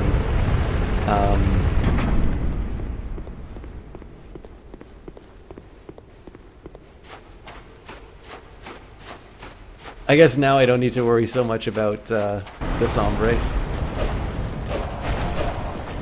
Oh, that wasn't a useful... That wasn't a good use of my stamina.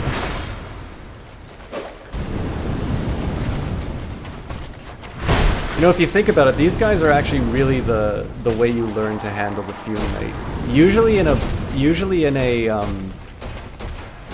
Dark Souls level, you're gonna get something that gives you experience with the boss, and I think these guys teach you how to fight the Fume Knight. It's a little different, but basically the lava sort of substitutes for the side sword, and then just as really broad attacks kind of match the Fume Knights a little bit. So it's not obvious which one sort of teaches you the lessons that you need, and I spent the better part of the map dodging these guys.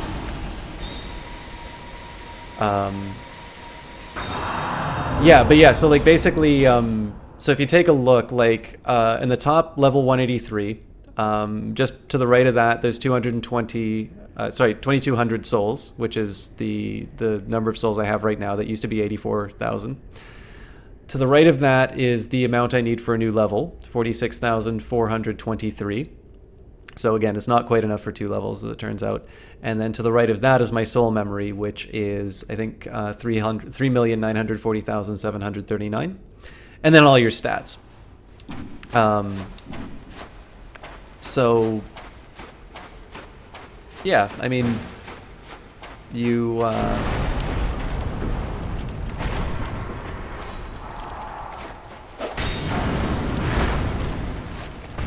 Oops.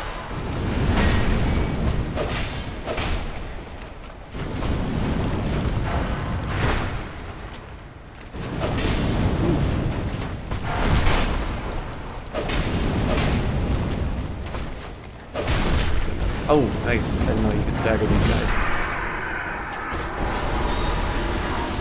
Yeah, Dynamite. The worst part of the game is that they don't always tell you what they do. So if you're interested in playing Dark Souls 2, and again, I do say it's worth checking out.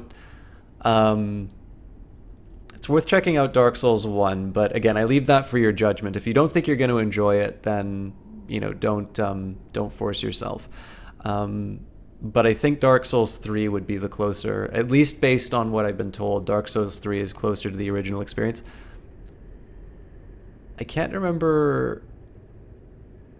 I don't think it was Dex. I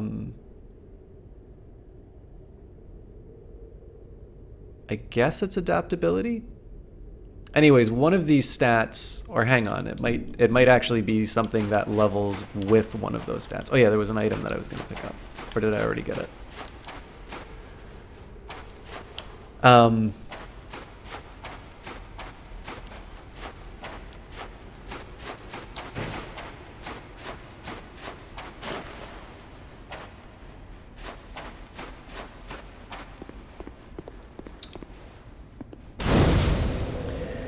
So in Dark Souls 2, your dodges are not that good at the start, and it wasn't apparent at all to me for a very long time that there was a stat that will actually improve your dodges.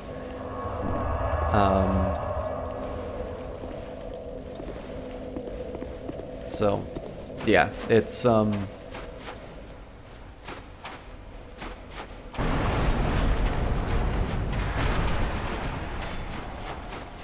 don't think there's anything else for me here.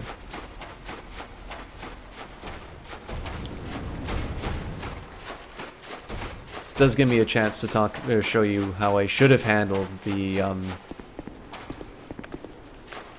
that enemy though. So you can use that to go back to your previous bonfire. So I think I'm actually gonna make a dumb decision. I'm gonna grab a Red Bull because I'm almost certain there's another boss here. But I'm gonna need a minute to find it. Or at least find the thing that I think is the boss. So I won't put the break sign up just because it'll take a moment. By the way, these Red Bull comes courtesy of Jesse Quill. 1 second.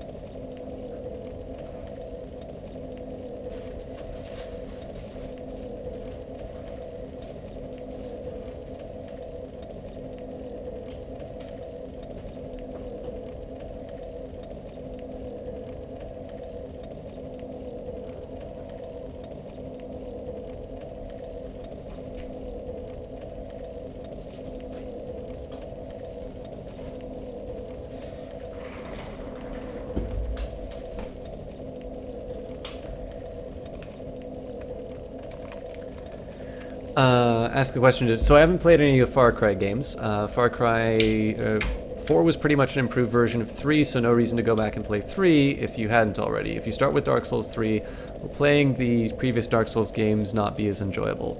Not for the reason that you're saying.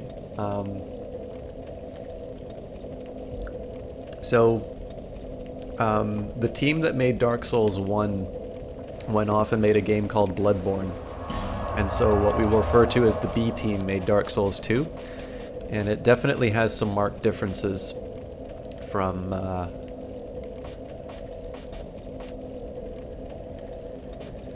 this is where I want to be.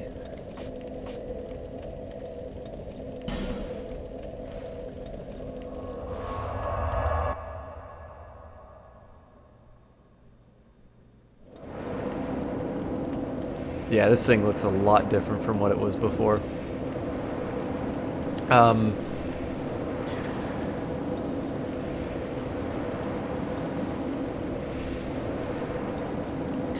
yeah, so they're all different games. It's possible you may not enjoy Dark Souls 2 or 1 having played 3, because Dark Souls 3 has been able to learn all the lessons from the previous games. Each of them have slightly different mechanics, because I think From likes to learn from things that maybe people haven't enjoyed as much. And, you know, and they don't just, like, go... So I don't think they take, like, feedback and then turn around and say, it's like, okay, we're going to, you know, we're going to take this literally, and we're going to, you know, this is something we did in Dark Souls, and we did differently in Dark Souls 2, so we're going to go back to the Dark Souls 1 way. I think they say it's like, okay, well, we didn't like it in Dark Souls 1, that's why we changed it. Our answer in Dark Souls 2 didn't work, and so we're going to try something different for Dark Souls 3. But I think what you'll feel, a very common thing I hear from people who've played Dark Souls 3 and then go back to the other games, is they feel, or have played Bloodborne and play the other Dark Souls games, they say that the game feels the earlier ones feel very slow.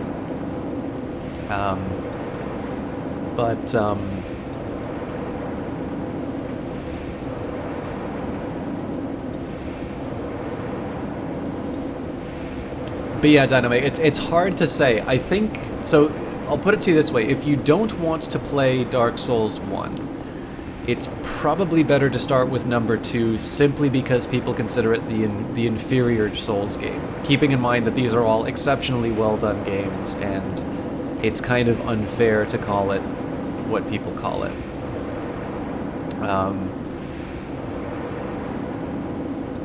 I would probably play it in order, just because that's how I normally do things, and again, they progressively get better, and it's, I think, easier to learn new things than it is to miss things from previous versions. But I think all of the games are very enjoyable, and if you enjoy one of the Dark Souls games enough to go back and want to try the other ones, I think you'll probably find something to enjoy in the games. In the Spaghetti, how you doing? Good to see you.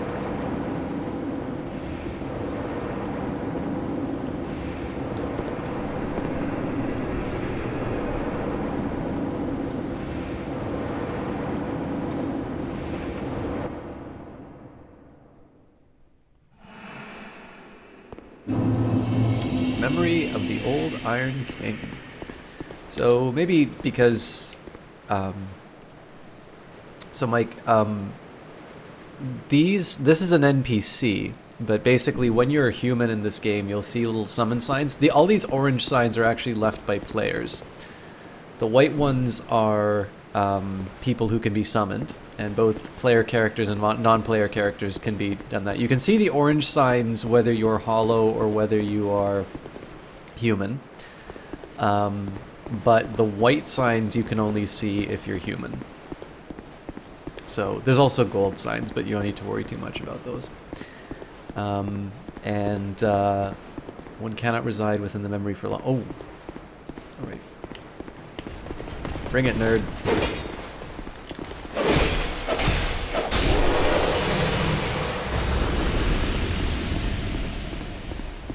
All right, I don't like this. Yeah, I thought so. Balls.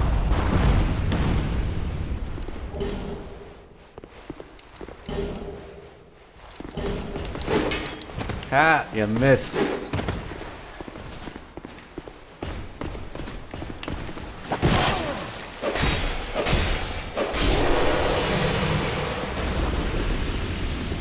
Yeah, in the Spaghetti, the game's basically always online. In Dark Souls 2, they added a way to turn it off. I don't recommend it. There is a mechanic I don't like called Invasion, which is not my idea of a good time, but...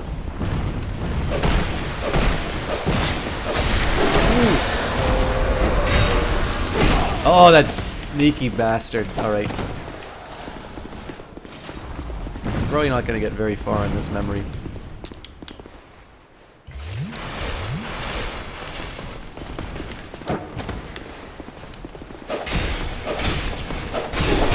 Man, those guys are really good at getting up behind you.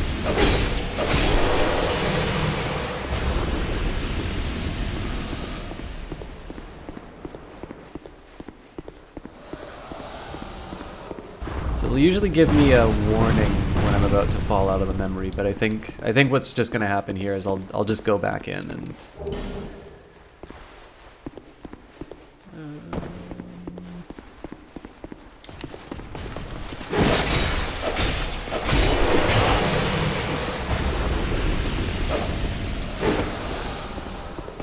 Careful about the fire.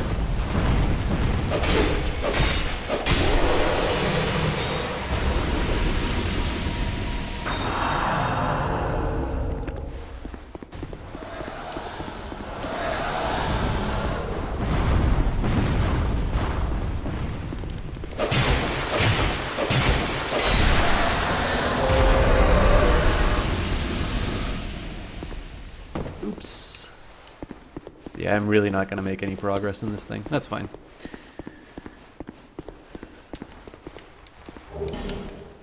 So Cracked Red Eye Orb is something that you can use to invade the world of another player. This guy's going to be a little tricky. Oof.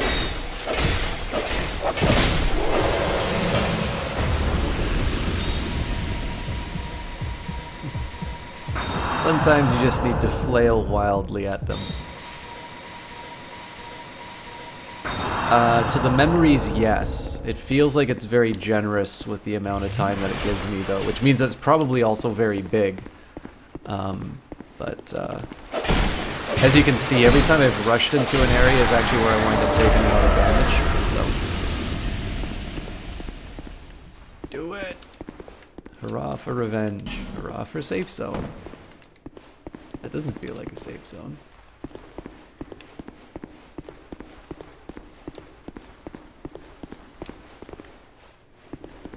I wonder if there's a trio ahead.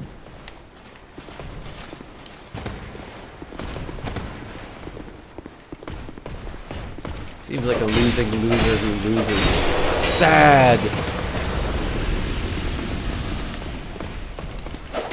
Anyway, so Cracked Red Eye Orb allows you to go into another player's world and attack them. It's not a mechanic I'm very fond of. I don't personally do it. Oh.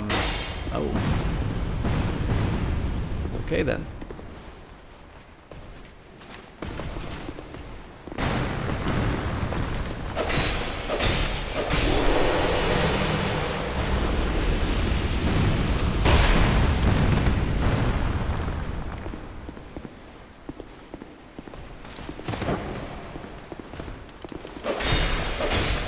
But if I wanted to do it, that is one of the devices I could use to accomplish it. So I wasn't paying attention. I thought I would be blocked by that.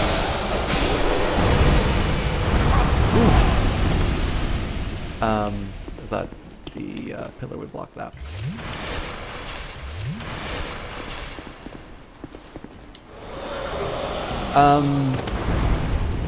Technically, it is something justified in the story, although I still find it infuriating. You would usually do it to get something like humanity. Humanity is something that will help you in the game. But it's like it's a zero-sum kind of a mechanic. Like you are enhancing your character at the expense of someone else. And again, like there is a story justification for it. It's just I don't. Oops. I kind of need to stop so readily taking damage because I'm eating into my Estus, and if there's a boss at the end of this thing, as was in the case of the giants, I'm not gonna have a whole lot left for me.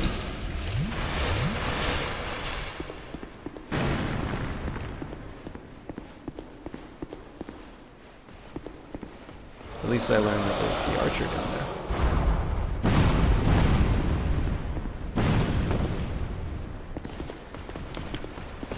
Yeah, I mean, Spectre, I think the big thing is that it's a mechanic that if it can appeal to the worst impulses of players, then the worst people are going to use it.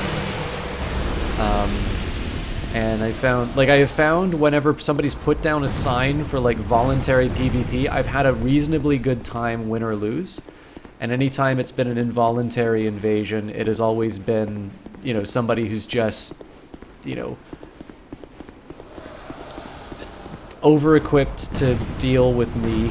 I'm fighting, you know, I'm fighting the bad guys already. And, you know, it's just kind of like, okay, well, this is just something that's gonna make me feel sad, you know.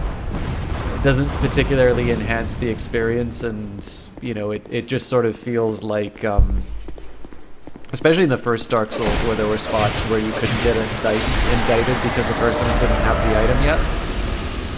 Those really feel like just appealing to people who want to hunt new players and who aren't, you know, who are basically just gonna, they're gonna come in with like Kirk Knight of Thorns armor and just prey on somebody who has no real ability to defend themselves. So it's not, like I said, it's not my favorite mechanic, but it is the way the game's played, so. Yeah, except for the fact that he took so long to beat.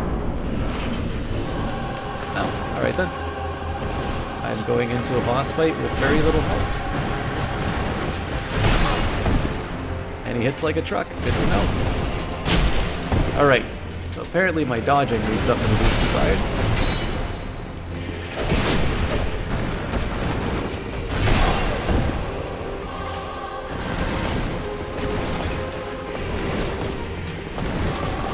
I'm fucked.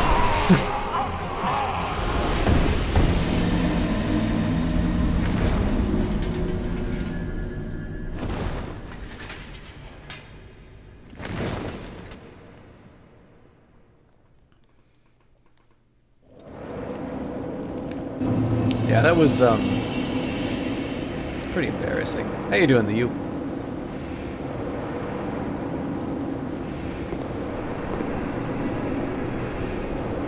On the plus side, I'm curious if I can... I don't think I can afford to just, like, run through. But... I have a feeling I can get to the boss without too much effort. I didn't get a lot of information about that fight, unfortunately. I kind of blew it on that front. Jesus. I'm talking about not taking a lot of damage and not have to deal with this shit.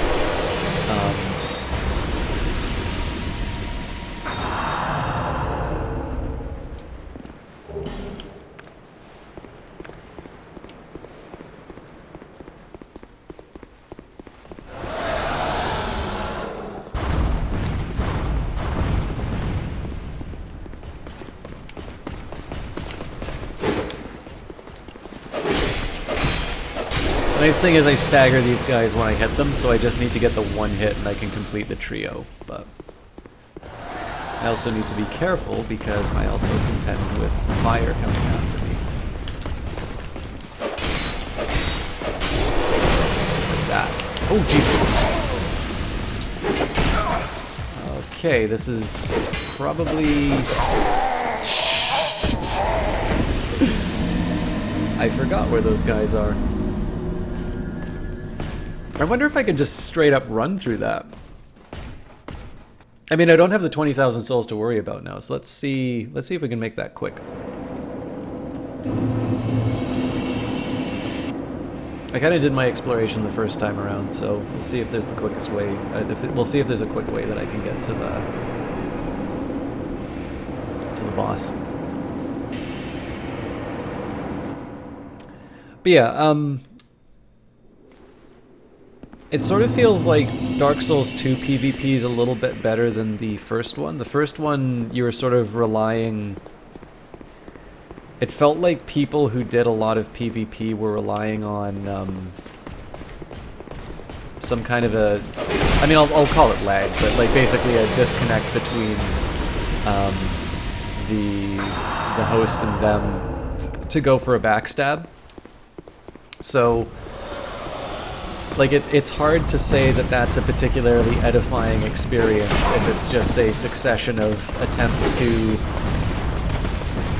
you know, to get this kind of, oh, I know why the basilisk is here, because or not, I don't think it's a basilisk, but whatever it is. Please hack through this like your life depended on it, sir. It's long, bitches. Oh god.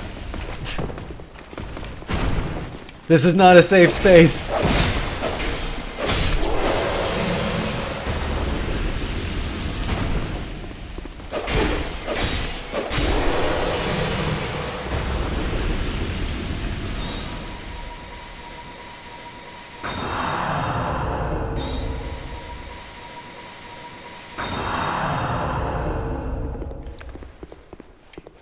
Alright, so the trio is something I need to kind of worry about. Oop, I definitely need to worry about.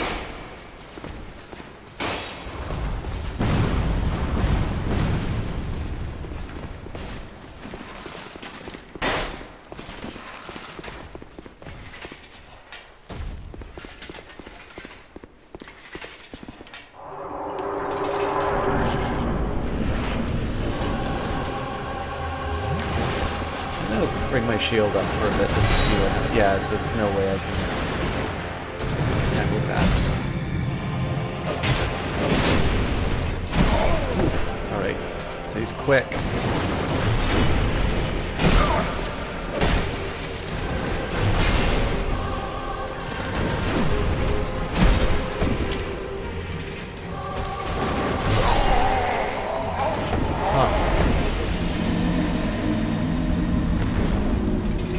I'm just trying to think. I don't think I've ever seen a guy with an Eastern sword. It's a really different move. It's a really interesting move set. But his movement looks so cool, and it's so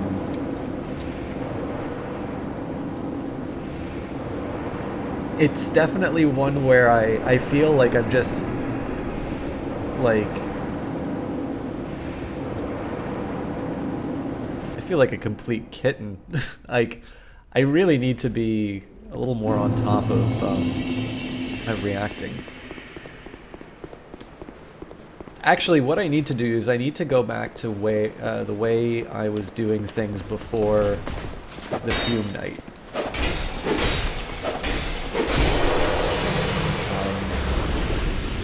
I think what I'm actually going to do here is properly fight this stuff.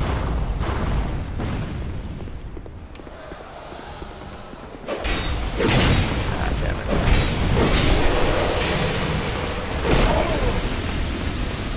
Not good.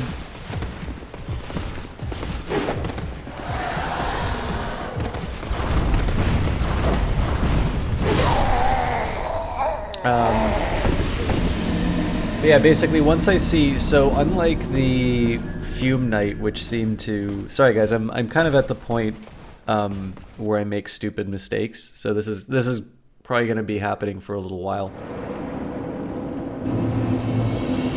Not giving up by any means, but I sort of know I go to these states of carelessness, and I think we just need to get. I think we just need to strap in and get ready for the fact that I'm going to be playing a bit foolishly for a little while. I'd be interested in knowing if there was a bonfire nearby the guy, but I don't think... I can't think of a time that there has been a bonfire in a memory.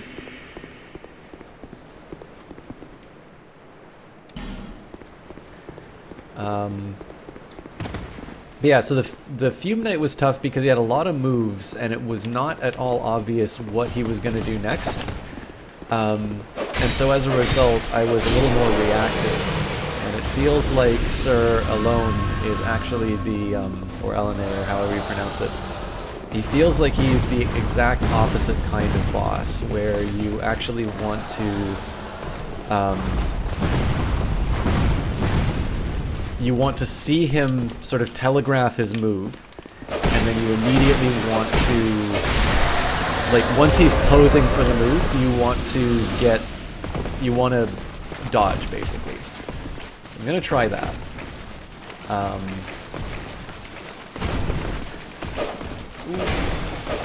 This is going to suck.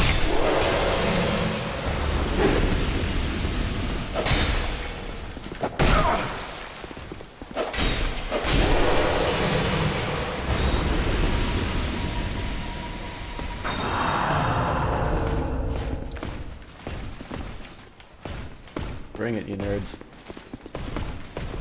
I ain't scared of your plunging attacks. Come on.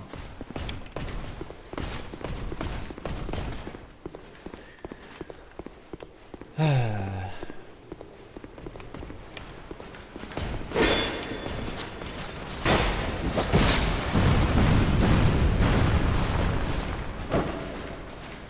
I think I still get away with a free heal at the start of the fight. Actually, what I'm interested in. Oh yeah, they're coming to kill me. So, I don't mind wasting this just if it means I don't take damage from those jackasses.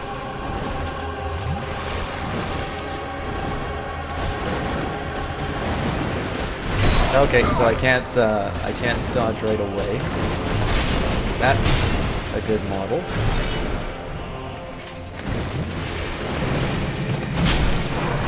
Ooh. Yeah, Dark Souls hitboxes, ladies and gentlemen.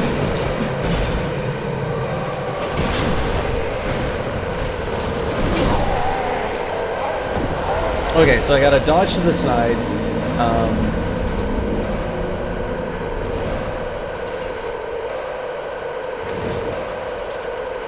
And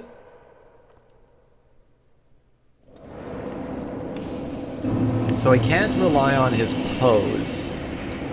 I need to like wait a beat and then do the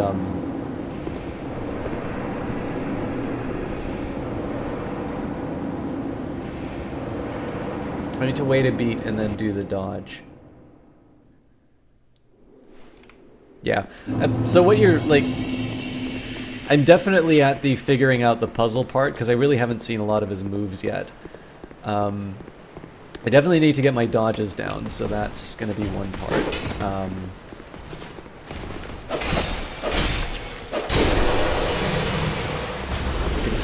I sort of feel like I'm able to get past this part without too much trouble now. Now we run. Oops, that was not so good.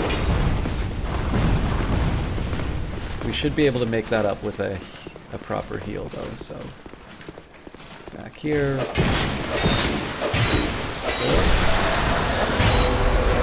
Not great, but we should still be able to fix this guy. Actually, would have had enough time for a heal. You scared? He's not scared. I am.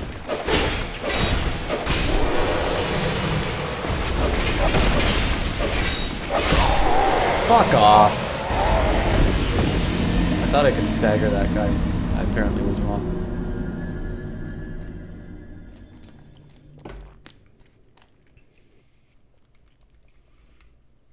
Like I said, it's gonna be a bunch of stupid for the next little while. But if I can beat him, then we get to move on to the third DLC. I think he's the last boss here. I can't think of any other... Oh wait, there's those dark rooms that I haven't done yet. So... Well, there was 3 bosses in the last DLC. I should be careful before this...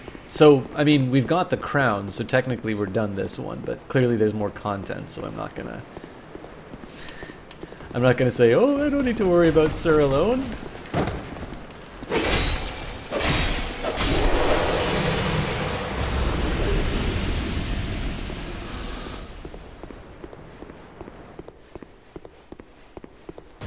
I'll be honest, this hasn't been working so well for me so far, but I am gonna try the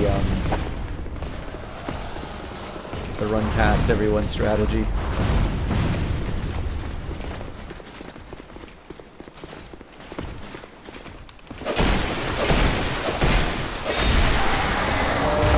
I like how they back off as I'm wailing on this thing.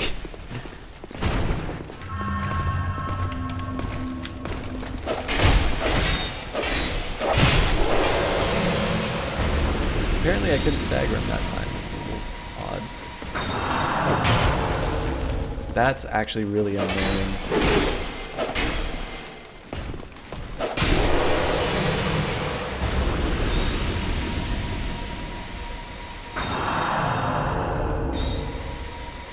So there's a ring that I can equip to get my health back, but the big thing here, I don't really want to do that. I want to sort of get an idea of roughly how much damage I can do in response to one of the knight's moves.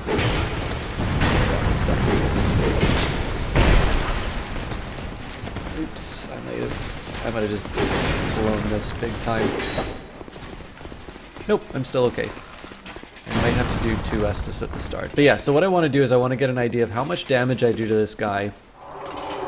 And I want to get an idea of sort of what his moveset is and how to apply to it.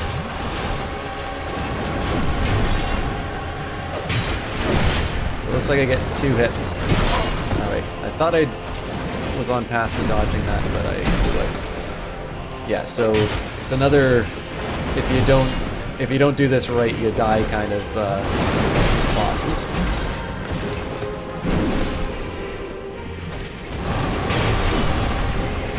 Man, this is Unforgiven.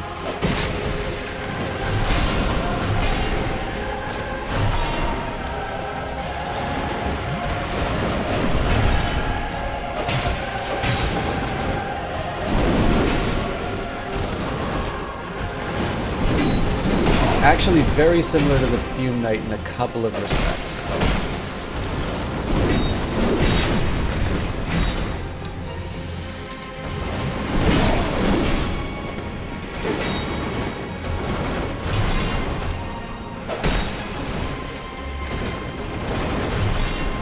If he has a face too, I'm gonna cry. Slippery bastard.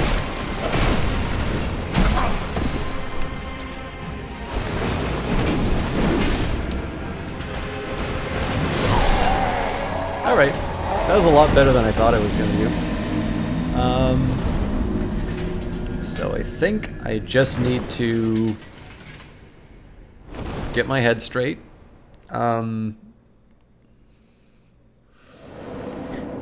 It is not at all clear to me... you know what? I've got a lot of humanity, so I might as well use that.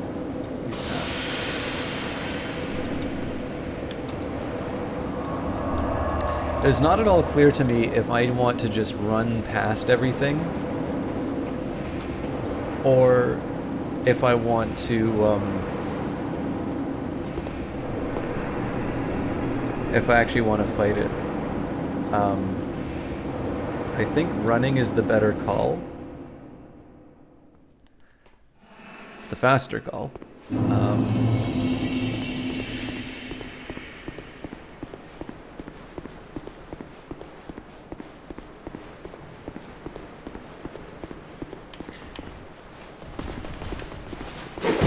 Oh, for fuck's sake. So that's one heal already wasted. I think I'm going to use a life gem on that, actually. It'll take a while to activate, but that way I don't use my main healing resources. So I'll be a little more calm about when I start running.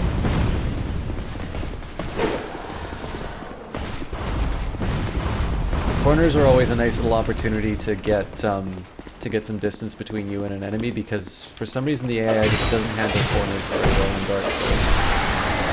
Oh, so these guys just gave up.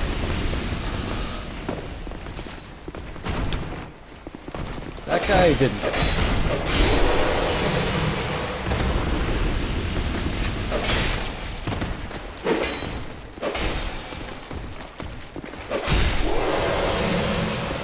I don't know why he started trying to grab me. I have not seen that move on that guy before.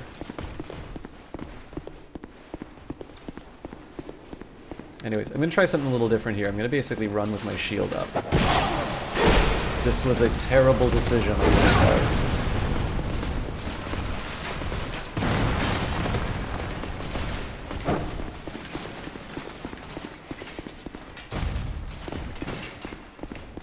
I don't think I'm going to get away with this, so... Oh, they're backing off. Alright. Again, I'm using my humanity, so I kind of want to be at full capacity for this, but... I have a feeling this is not going to... What the fuck?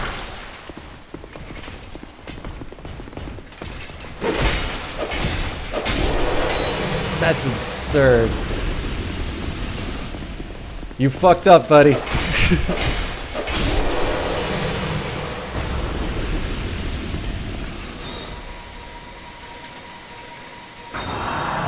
I don't know if that's a glitch or deliberate, but that's rude is what that was. Alright.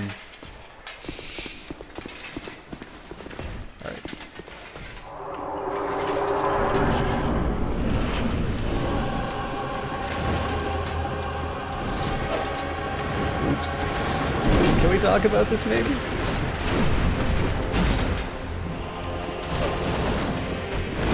Yeah, I gotta respond right away, otherwise he jumps out of the way.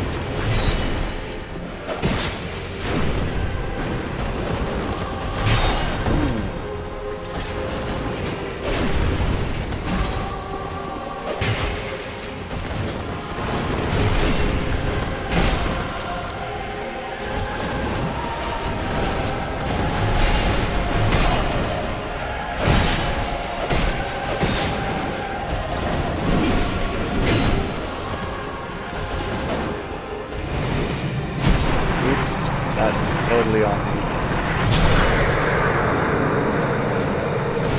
Alright, I gotta get the fuck out of here. I'm dead.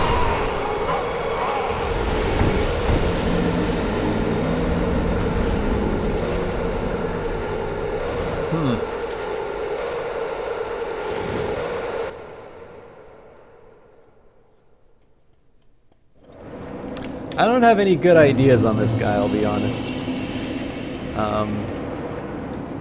It just feels like this is one where I need to get a little bit better at dodging. I need to... I don't think I necessarily need to memorize his tells so much as I need to be a little more... I feel like I'm a little too... I'm jumpy when I don't need to be, and I am too passive on some of the attacks that he's doing. So this is actually one of the things I don't like hitting in terms of a cast, is hitting this kind of a point with a boss, because it feels like this is a little bit more about me getting my mechanics a bit stronger than what they currently are. And I don't know how entertaining that makes the cast, to be honest. So I will try and get through the mechanic bit as quickly as I can.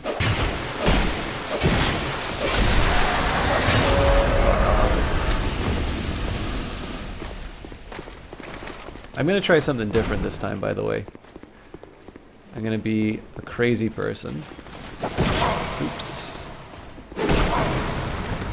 Yep, this was a poorly considered idea.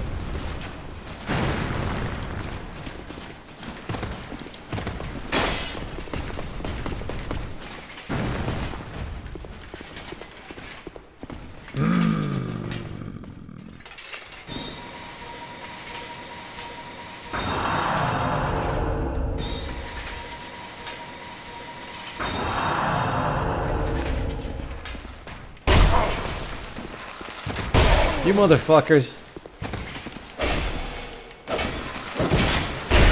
Alright. I am hitting the wall a lot. And this is hazardous to my health. Holy fuck, I didn't do any damage to that guy.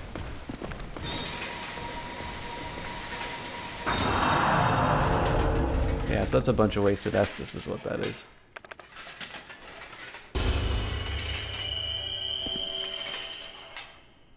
Yeah, actually I should mention that's one of the things I don't like about Dark Souls 2 is for whatever reason it feels like I hit walls a lot more with any weapon in the game relative to Dark Souls 1. I don't know if that's going to be any different in Dark Souls 3.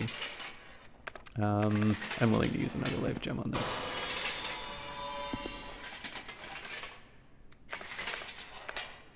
I mean, it's debatable that I'm actually going to need all 11 Estus flasks on alone, just because he's tough.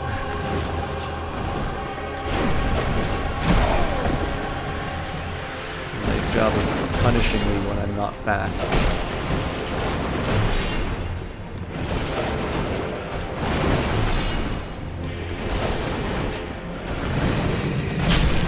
Fuck off. It feels like he gets superpowers when he does this too, so...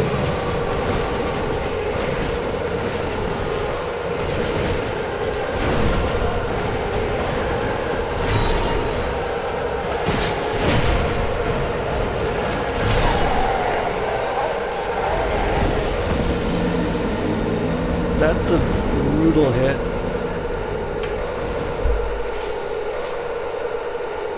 You know, I wonder what'll happen if I do my fire.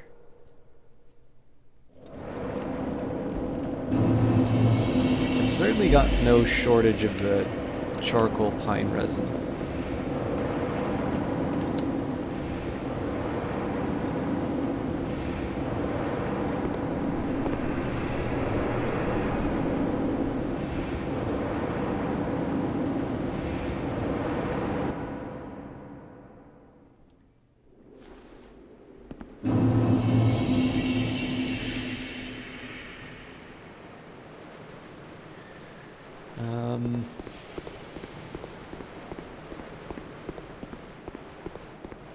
Yeah, you know what? We're just gonna keep doing the same thing.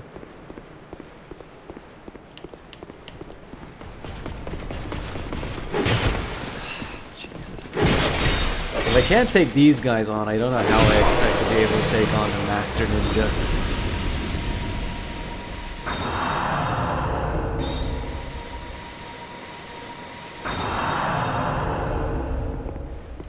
How you doing, Maka?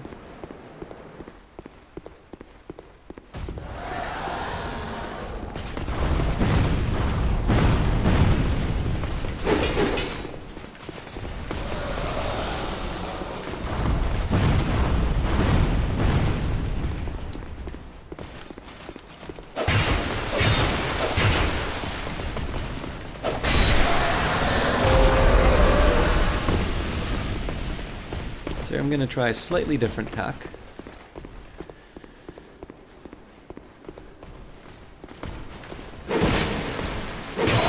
Okay, so I can't run past those guys.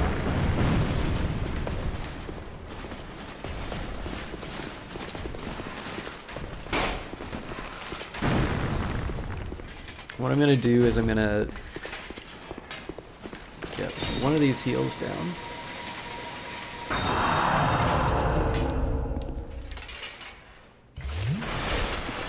I'm gonna hope that I don't get shot in the back. Yep.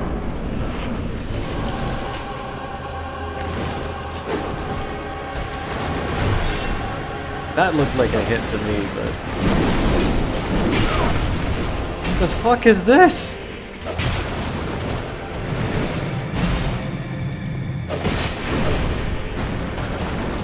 So I get one hit on that guy for every dodge. Alright, well... Looks like it's time to learn some fancy footwork.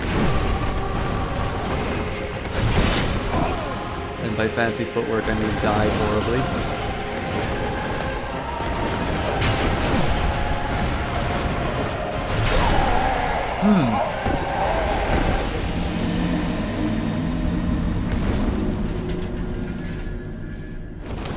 Okay, I'm gonna try something a little different here. So let's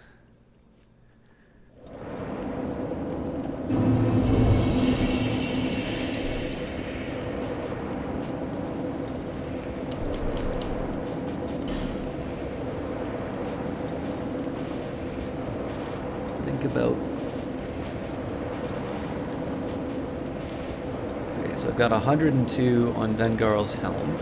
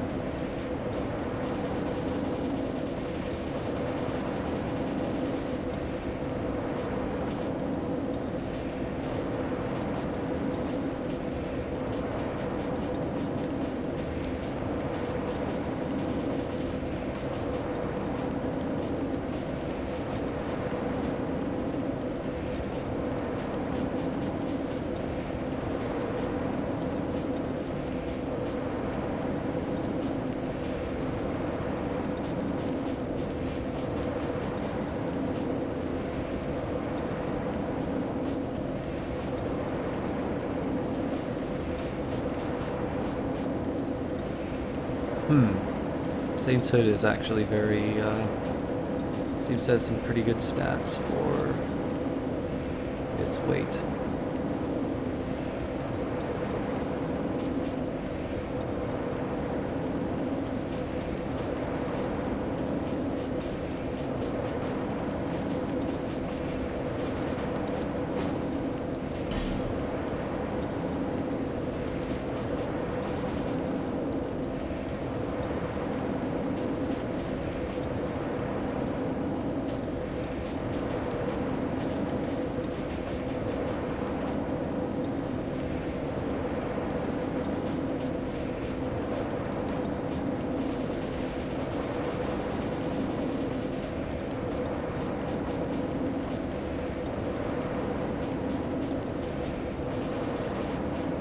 You know what? I'm willing to guess that the Saint stuff is just... I don't want to spend too much time thinking about this, so let's just say Saint's everything for the sake of the argument. I don't know if I'm really moving any faster, though. Oh yes, and one important thing. So my weapon right now, under my stats, 403, and then we switch out to...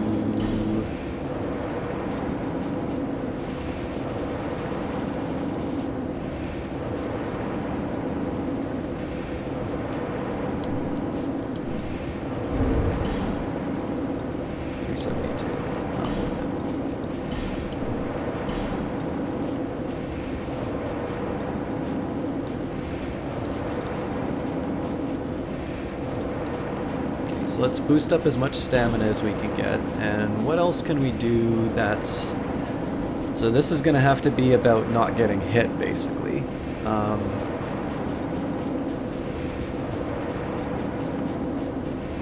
what can I I do to either increase my physical attack or...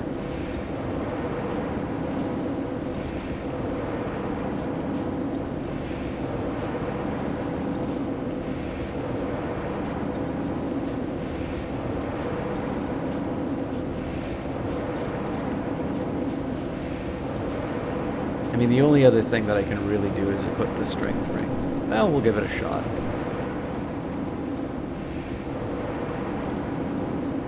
I'll try this combo once. I have a feeling this is going to be a little disappointing, but...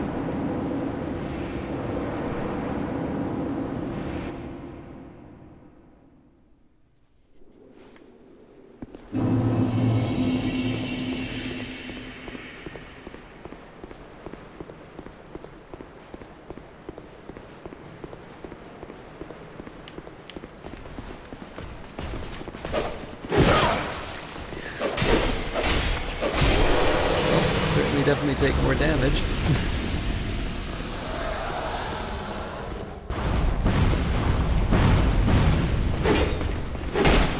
God damn it.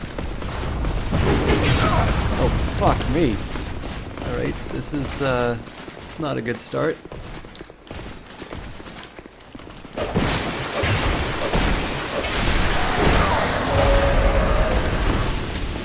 I'm alive!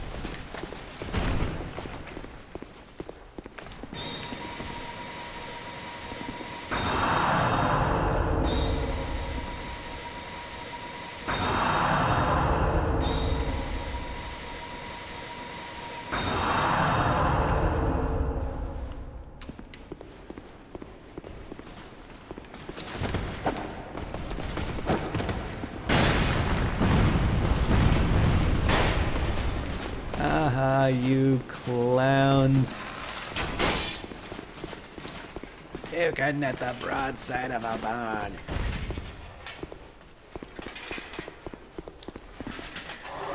Alright. I don't think this is going to give me any major improvements. Alright, so this guy just is... That's an unkind way to start, sir. I don't really get any, like, speed or... Well, the dodge is okay.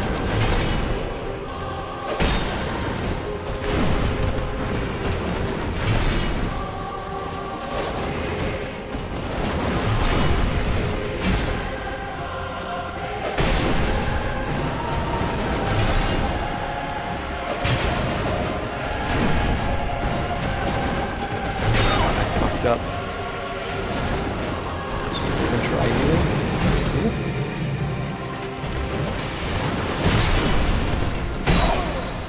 Still alive. Oh no.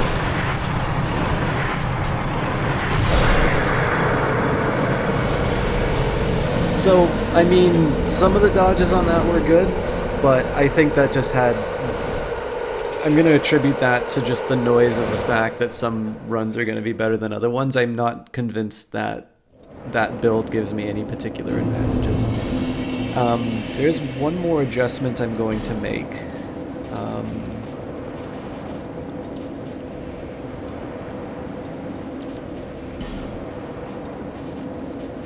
I'm going to... No, you know what? Poise damage doesn't make sense because I need to do one hit at a time on him.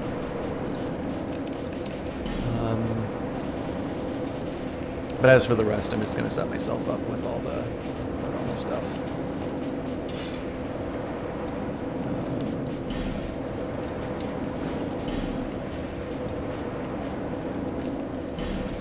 I think the Drangleic male is actually one of the nicest looking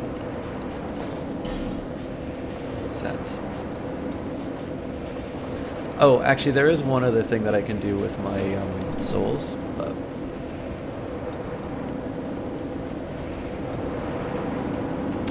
Well, I would need the relevant resins for that maca, and I have a charcoal pine resin, but the drawback is that it has a fairly finite duration, and given the fact that I can only do sort of one hit at a time, I'm not convinced that this is the boss that I want to do something like that for. Unless it's obvious that he has a particular weakness, but there's nothing in the level that's really indicated that they have a weakness to one of these particular types of damage. So, honestly, my biggest problem right now is just the fact that I don't have a good answer for a lot of his moves, and it's just a matter of, like, there's a certain point where I just need to earn a little bit of a muscle memory for some of the stuff that he does. Like, sometimes you just need to burn your hand on the stove before you know not to do a certain thing, right? So, like I said, it may not be the most fun, but it's kind of a necessary part to learning certain bosses, right? You're not guaranteed a win each time you go into something like this. So right now I'm just at the spot where I need to, I need to smarten up. I kind of need to learn how the fight works. And at the end of all of this, we're just going to be talking about, oh, can you believe that I actually found it that hard? Like the same way that I think if I did the Fume night again, I would not need as many attempts as I took the first time around. That's just the way these things work. So.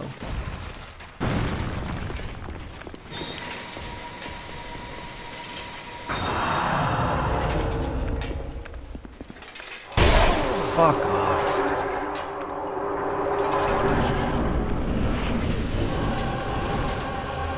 So no point in going after the hit, obviously, because he's immune at the start.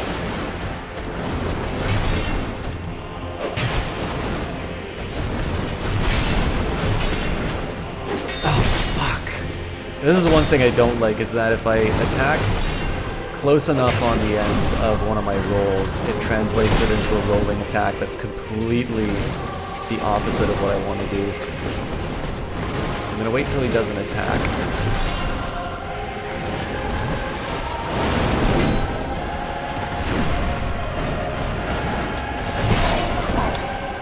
Go way too fast. Every time he does that attack.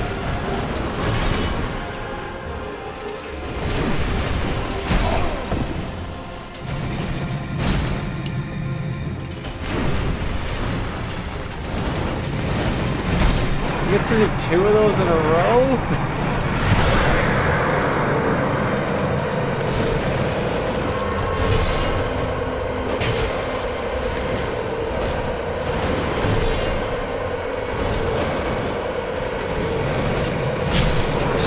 Why not?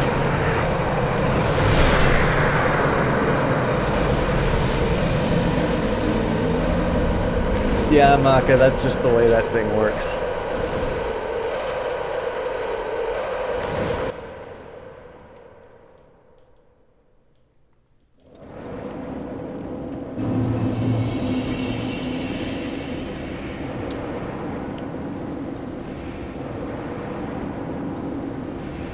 I mean, I don't like stuff like that, personally, but I will admit, like, it's consistent. Like, when I'm playing, I know when I'm gonna get hit by that thing and when I don't. It'd be kind of nice if it corresponded with what you saw on the screen, but... Oh, this is interesting. So I am actually, this is going to be a little tedious, but I am actually going to clear out all the bosses each time on these things, because,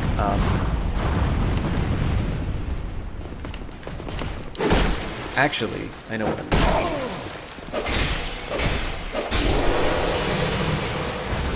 I am going to tank up a little bit for this.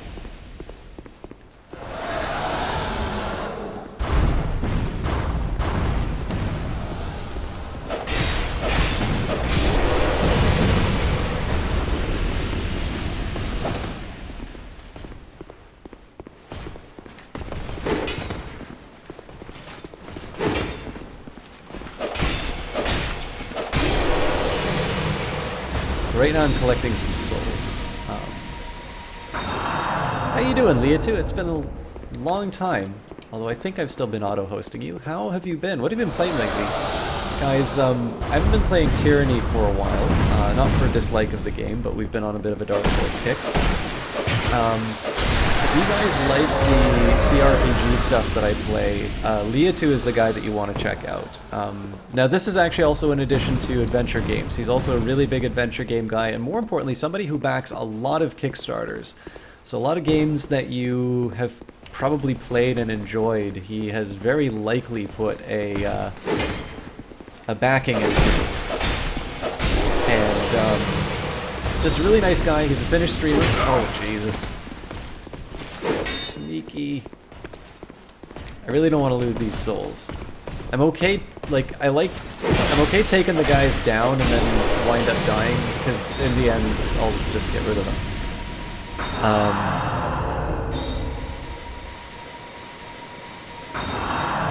But I have something specific I want to do with these souls, so...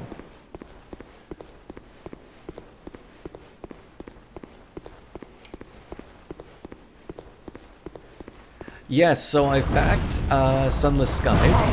Oh, that was not smart of me. I might be dead.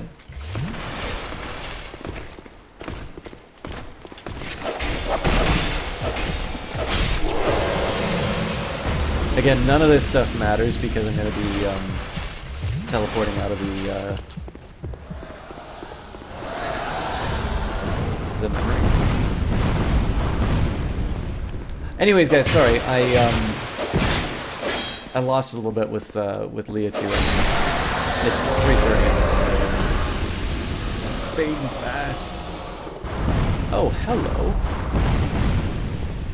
So it turns out I can actually just run past that guy and into the... I actually still think this is the better way.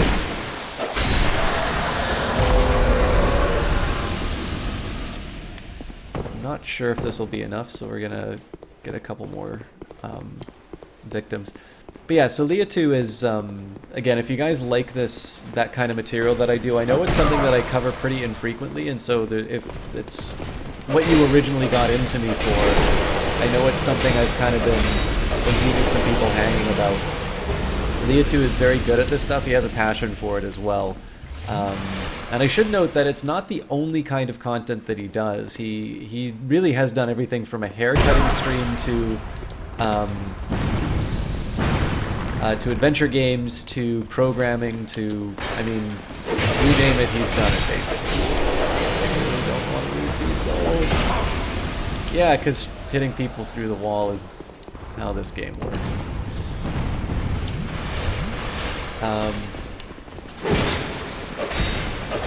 Again, I don't particularly care about taking damage. I care about taking damage that brings me to 0, so...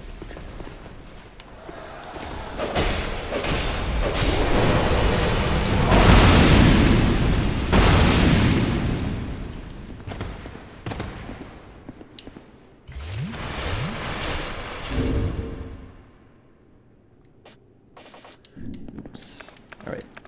So that should be enough. Oh, well done, Leah 2. But yeah, anyways, guys. If you haven't figured out from the shout-out yet, there's a few very good reasons why you should be checking out Leah 2. Especially if you like watching at this hour, because it's... have a good night, Maka. Especially if you like watching stuff at this hour, because normally I'm not... normally I'm not up at this hour streaming.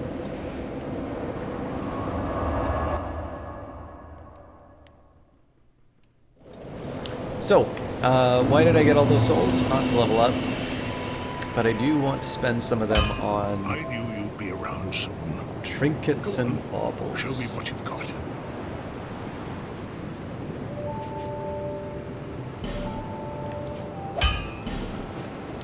As far as the weapon is concerned, there's not really much we can do to reinforce it. Armor-wise, though... Oh my god, I've got so much Twinkling Titanite. Okay, so I think I can take this up to level 5. Now it's going to be my biggest gain, so I can gain... 8, 6, and 9. So it looks like the pants are the way to go here.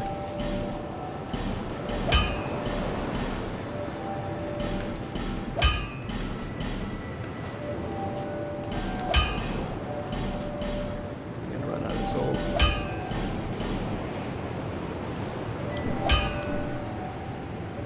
I'll be around. Now, there's a lot of different ways that I can get these souls, but I actually want to go back to this. I actually want to go back to this level specifically so. Specifically so I can take on. I didn't want to go to the Smelter Throne. Oh wait, I did want to go to the Smelter Throne. So there's a limited number of time. So I don't necessarily agree with this decision, but basically, in Dark Souls 2, they want to stop you from sort of farming infinitely spawning enemies. Now, I think this has the indirect effect of making certain parts of the level easier for you, so that you no longer need to get past sort of this thing that the developers have set up for you, and instead, sort of, as you continue to bang your head against something, eventually the enemies are going to stop going away. Now, I think in the end, on balance, they might have made the right call in terms of keeping the game, you know, sort of an achievement.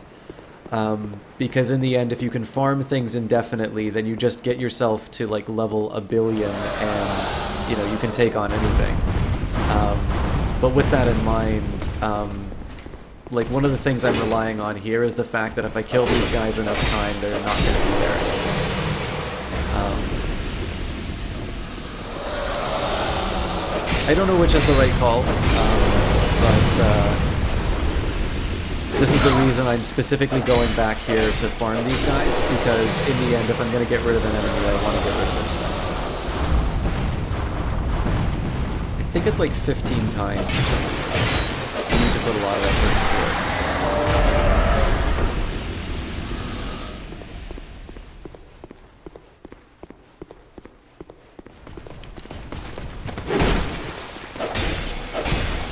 Also, again, it's not bad. It's not bad practice for Sir alone, because as you can see, I'm really not considering these guys' moves properly when I'm dealing with them. And unfortunately, it has consequences.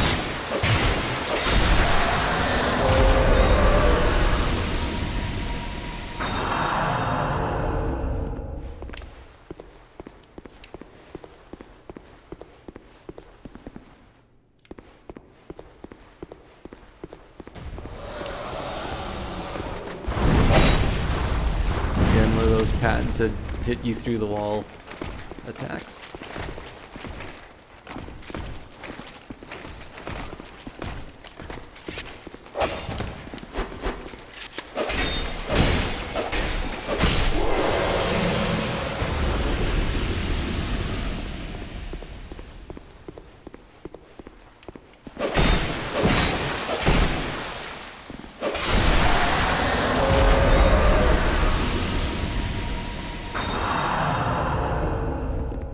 Basically what's going to happen here is the upper level is going to be relatively easy to get past, but these guys are still going to be here. I'll try and get rid of as many as I can, but in the end, the priority is just farming the souls. Like, I don't have to completely clean out the level.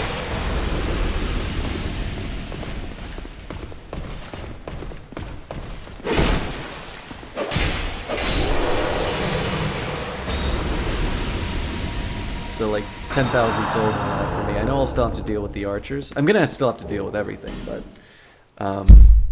this I consider sufficient for what I wanted to do. And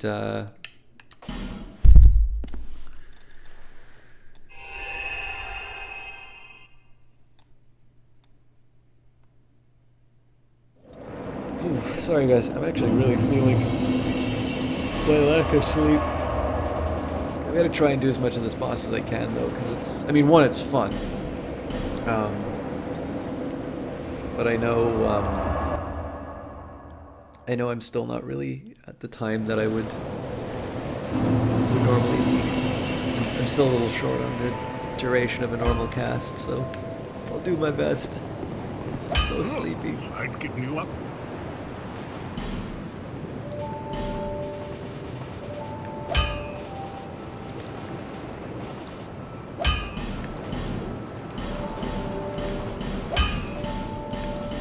Oh, maybe I'll run out of Titanite. Nope.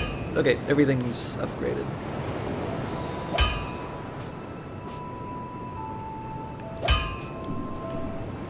I'll be around if you make it back.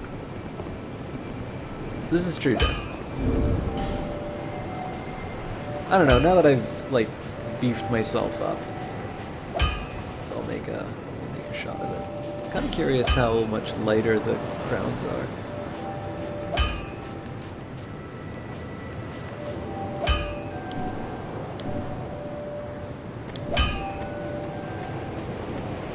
Alright. Excuse me. Now, if you want my opinion, I don't think this is going to do much against the boss.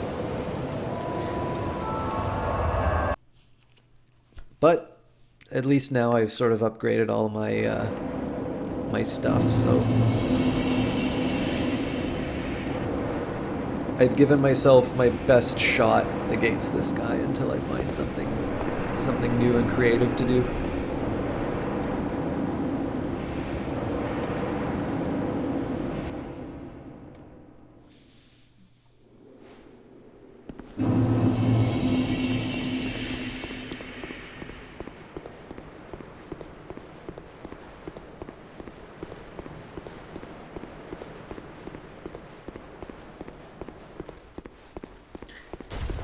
I think here I'm going to go back to my old ways of running past stuff. Oh. Oh shit.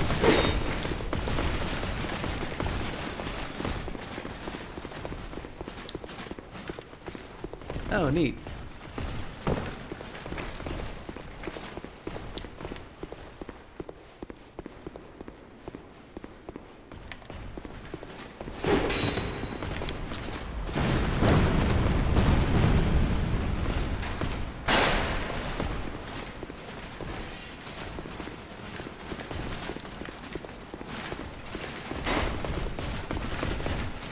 Okay, I'm gonna try something really insane at the start of the alone fight.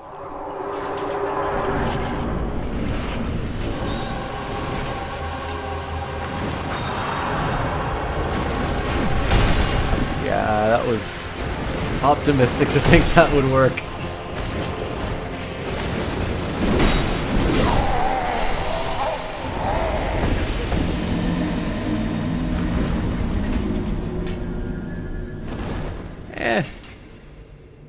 Sometimes you gotta burn your hand on the stove not to touch the element.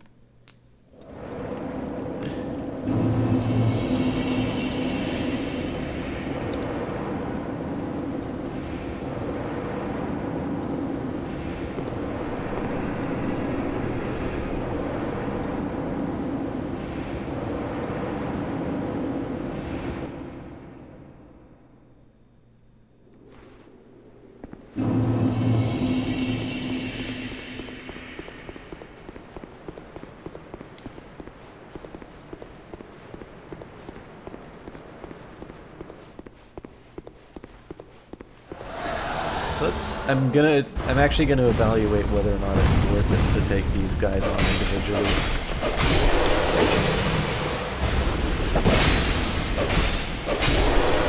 Don't quite have enough stamina to be able to take them all on at once, but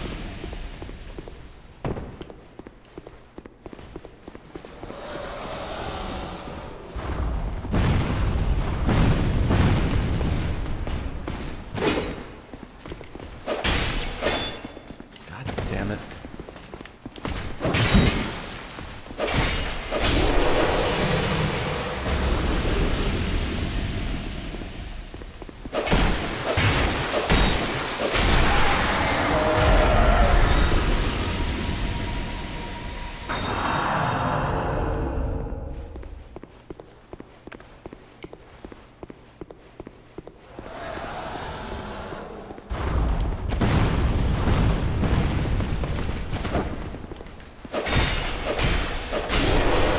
Private chatter.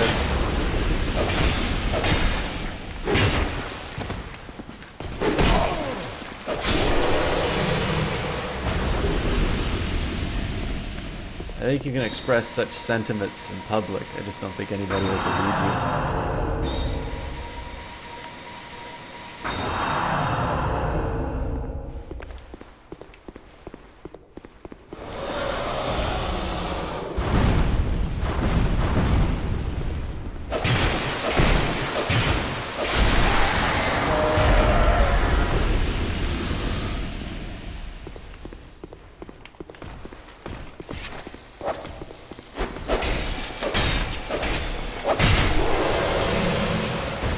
Unlucky.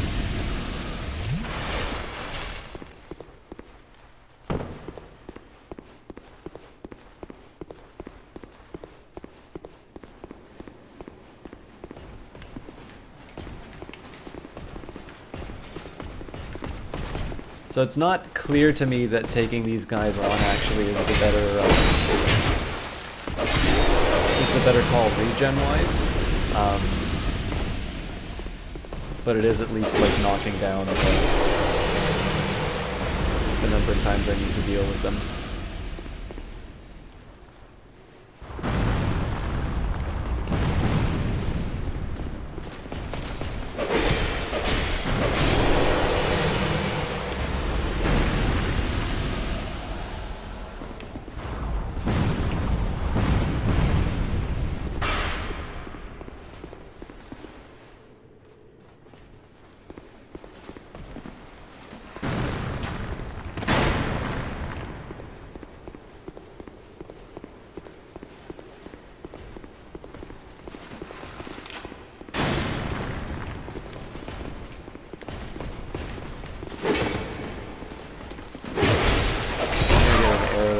Yeah, fuck off.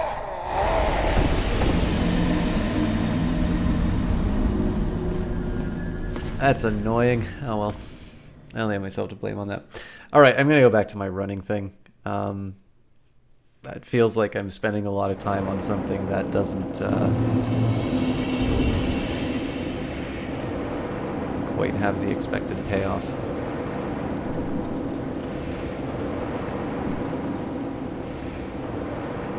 I should consider using a humanity relatively soon as well to get my health up, but I'd feel a little bit better if I can kind of consistently get the boss down to half health before I start burning humanity.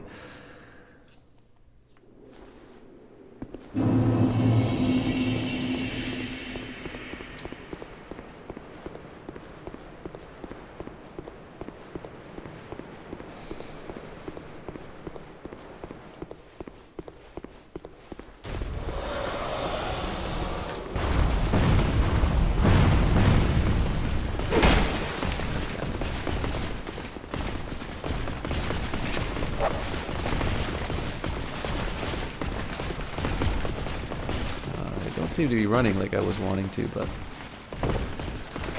okay. I gotta time this a little carefully.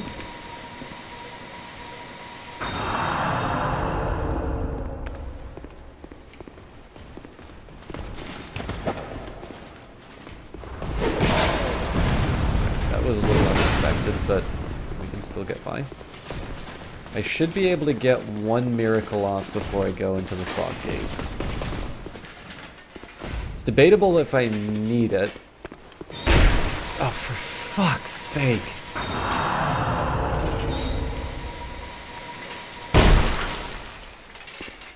Get it out of your system, jackasses.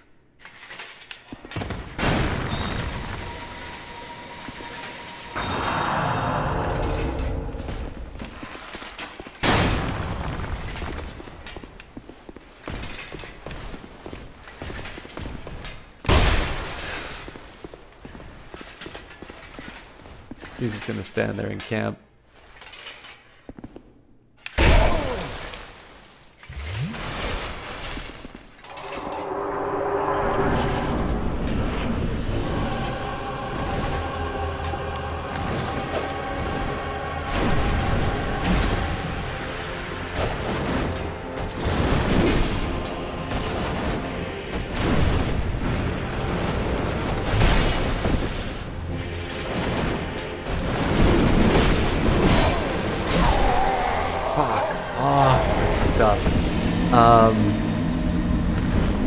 Yeah, they definitely put a lot of thought in terms of how they would... So, like, one of the things that makes this boss particularly tricky is there is quite a bit of variation in terms of... I'm going to use humanity here just because I'm at about half health. There's quite a bit of variation in the timings of certain attacks, and it does a really good job of just kind of throwing you off terms of attacks. Now, I will admit, one thing I'm not very fond of is it feels... So, I've talked about how if you attack a little bit too close to when you've rolled, so I'll give you an example, like that, you are not going to attack anywhere remotely close to what you were targeting. Now, that's a problem. So it sort of feels like this boss is exploiting the fact that if you do attempt an attack like that, they sort of know that it's not going to work. You have to wait a certain period of time before you can attack, and if you don't have just sort of like that hair trigger, it's you know, if you attack too early, you wind up just, you know, doing that rolling attack that doesn't hit anything. Fuck off.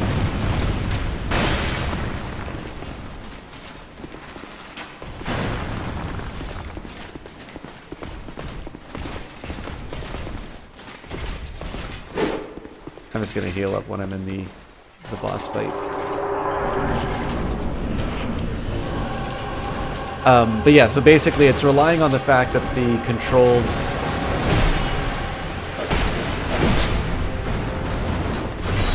have a certain flaw, and it lets him dodge your attacks a little easier than you might imagine. Something like that, basically. Alright, that I thought I did a dodge for. Oh no!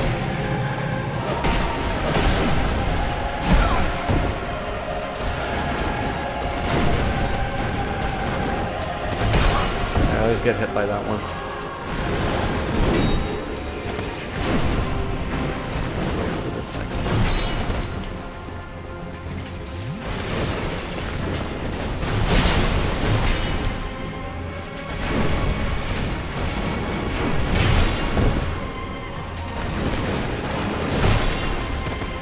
Where'd that hit come from?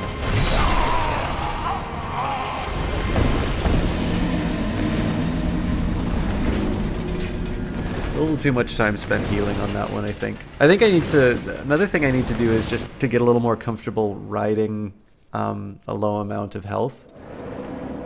Because usually if he can get the grabbing attack on me, is what you guys were calling, it's game over anyway. So like I don't know if I really need to worry about the fact that I'm at a fraction of my health.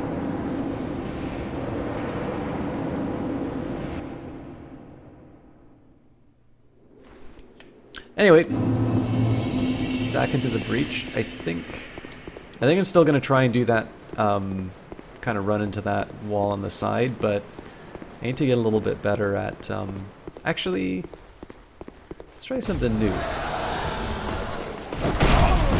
That's why I'm not going that way. Because I take 3 fucking hits to the back of the head. 4, and I'm bleeding.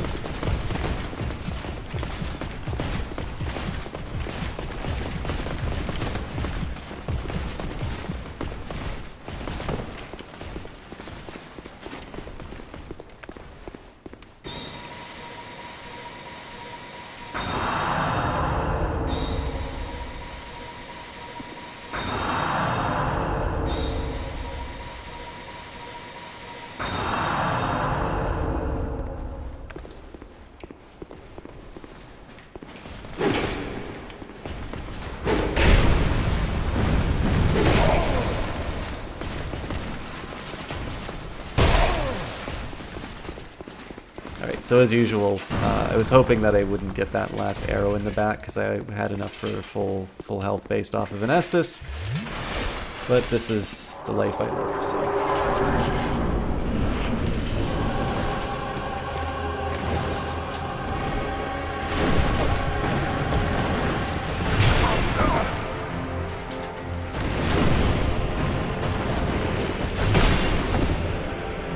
Yeah, there's a very, very tight window for dodging that. Fucking hell.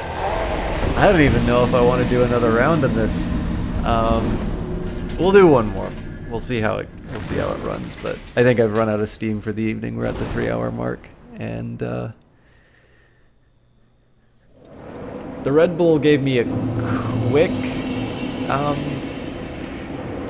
definitely gave me like a quick jolt, but I'm not playing at my best.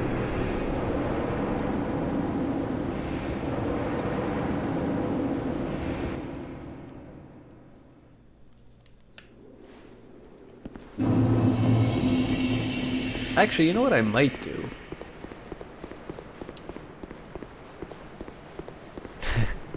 No need at all, Jesse Quill. I mean, like, I like Red Bull, but it's not a miracle drug, right? Like, if you're, like, I didn't get a lot of sleep last night. I used to be able to run through without taking any damage. You know, I took a little bit of a nap in the afternoon, but nothing to write home about. Like, it's just, you know, these are the natural effects of somebody who has underslept during the week and is now living with the consequences. Like, Red Bull helps, but it's not, you know, it's not going to overcome a week's worth of bad decisions. Alright, I have a bit of a decision to make here. I have a feeling I'm going to wind up with an arrow in the back of the head, but...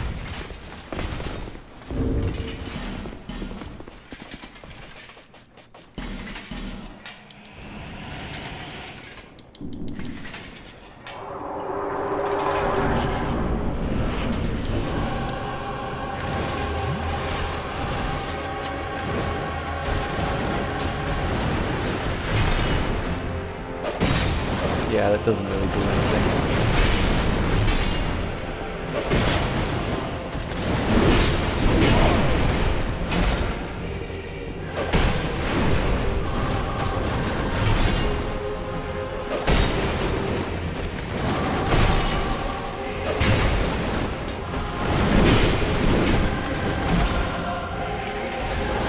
It's gonna hurt.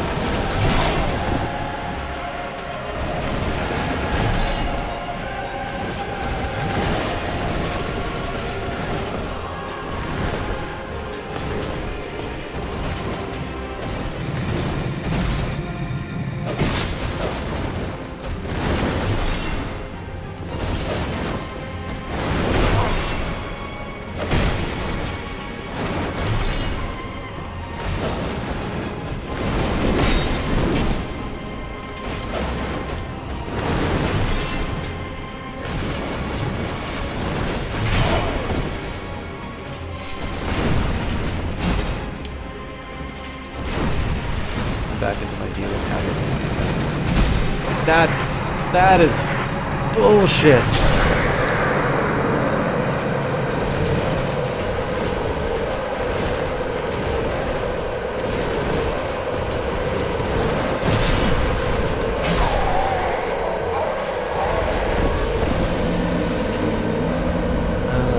I want to do that again just because it was such a good round, and then I have to deal with the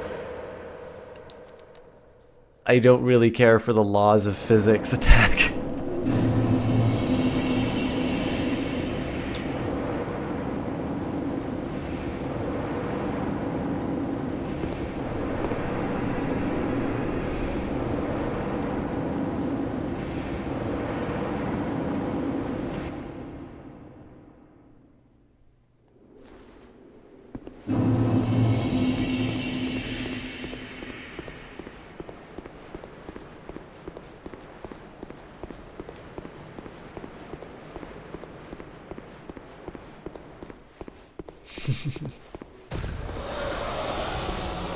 I think one of the major sort of catalysts for wanting to end the cast is usually when I just don't have anything to say.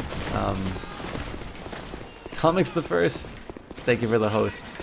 I make no promises in terms of being able to sustain it. Fume Knight, we actually beat the Fume Knight. We're on to Sir Alone. Fuck off forever.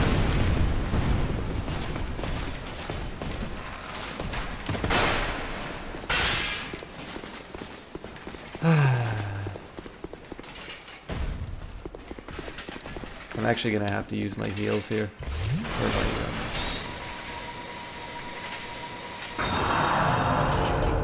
okay, there's an arrow coming soon.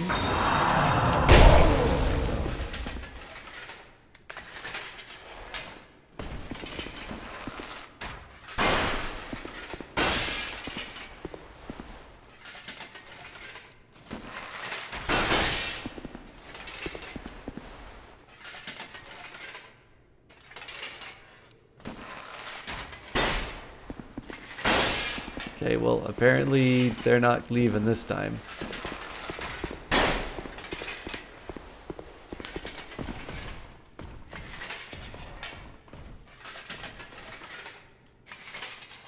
One of them got killed.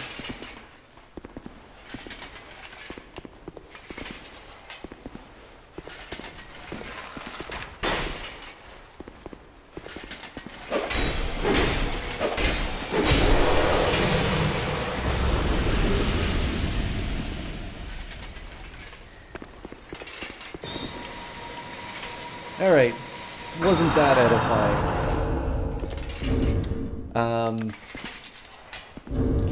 I suppose in the name of wasting cool stuff I have, let's use one of these strength potions.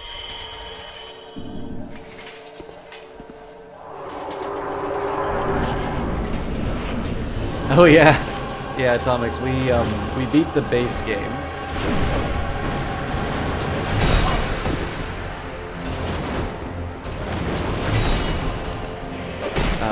And we beat the first DLC, and we're now at what seems to be the end of the second. Yeah, this guy kind of seems to have it both ways. He,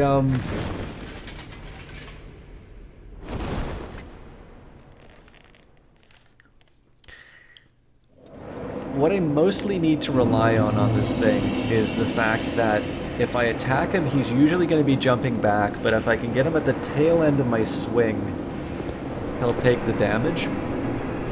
But it's a really, really hit and miss thing. It feels like, you know, you're given a nice chunky hitbox, and the bosses are given, you know, somewhat narrow ones.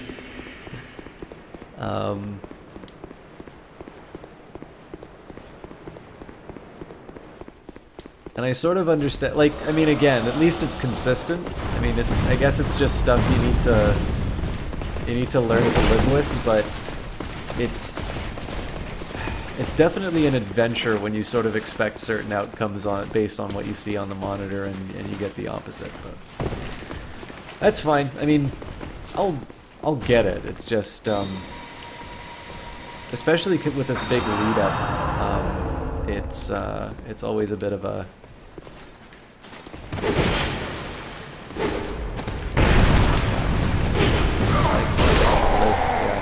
Alright, you know what, guys? I think I'm going to call that for tonight. I'm obviously, I think I'm at the point of diminishing returns here. So I think we'll do the same thing that we did last time. I'm going to probably play this tomorrow. I'll actually try and play this relatively early tomorrow, but it's 4 o'clock in the morning for me. I clearly am not going to be making any meaningful progress. So give me a couple of hours to get some sleep, and we'll do the same thing that we did with the Fume Night. We'll start off on this guy, and it'll probably be "You are Tapeti, sorry," but yeah, I mean, I can't make any promises that I'll beat him tomorrow. I have a feeling like I have more work to do on this one than on the Fume Night, but I don't know. We'll see. Let's see who's online. I know at 4 o'clock there's going to be a few people who are in bed.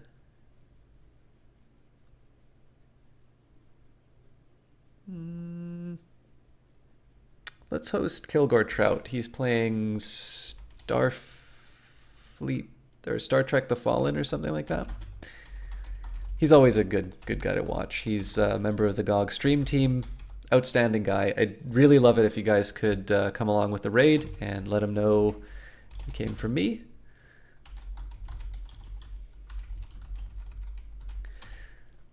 So So, as usual, we're tired of System Talker. This place was better. And, sorry, Jess. I will hang out for a little bit while I head to bed, but I have a feeling I'm going to be getting some sleep pretty soon. Anyways, guys, thanks a lot for sharing Dark Souls with me. Guess we'll try and wrap up the second DLC tomorrow and maybe start the third. See you guys in a few hours.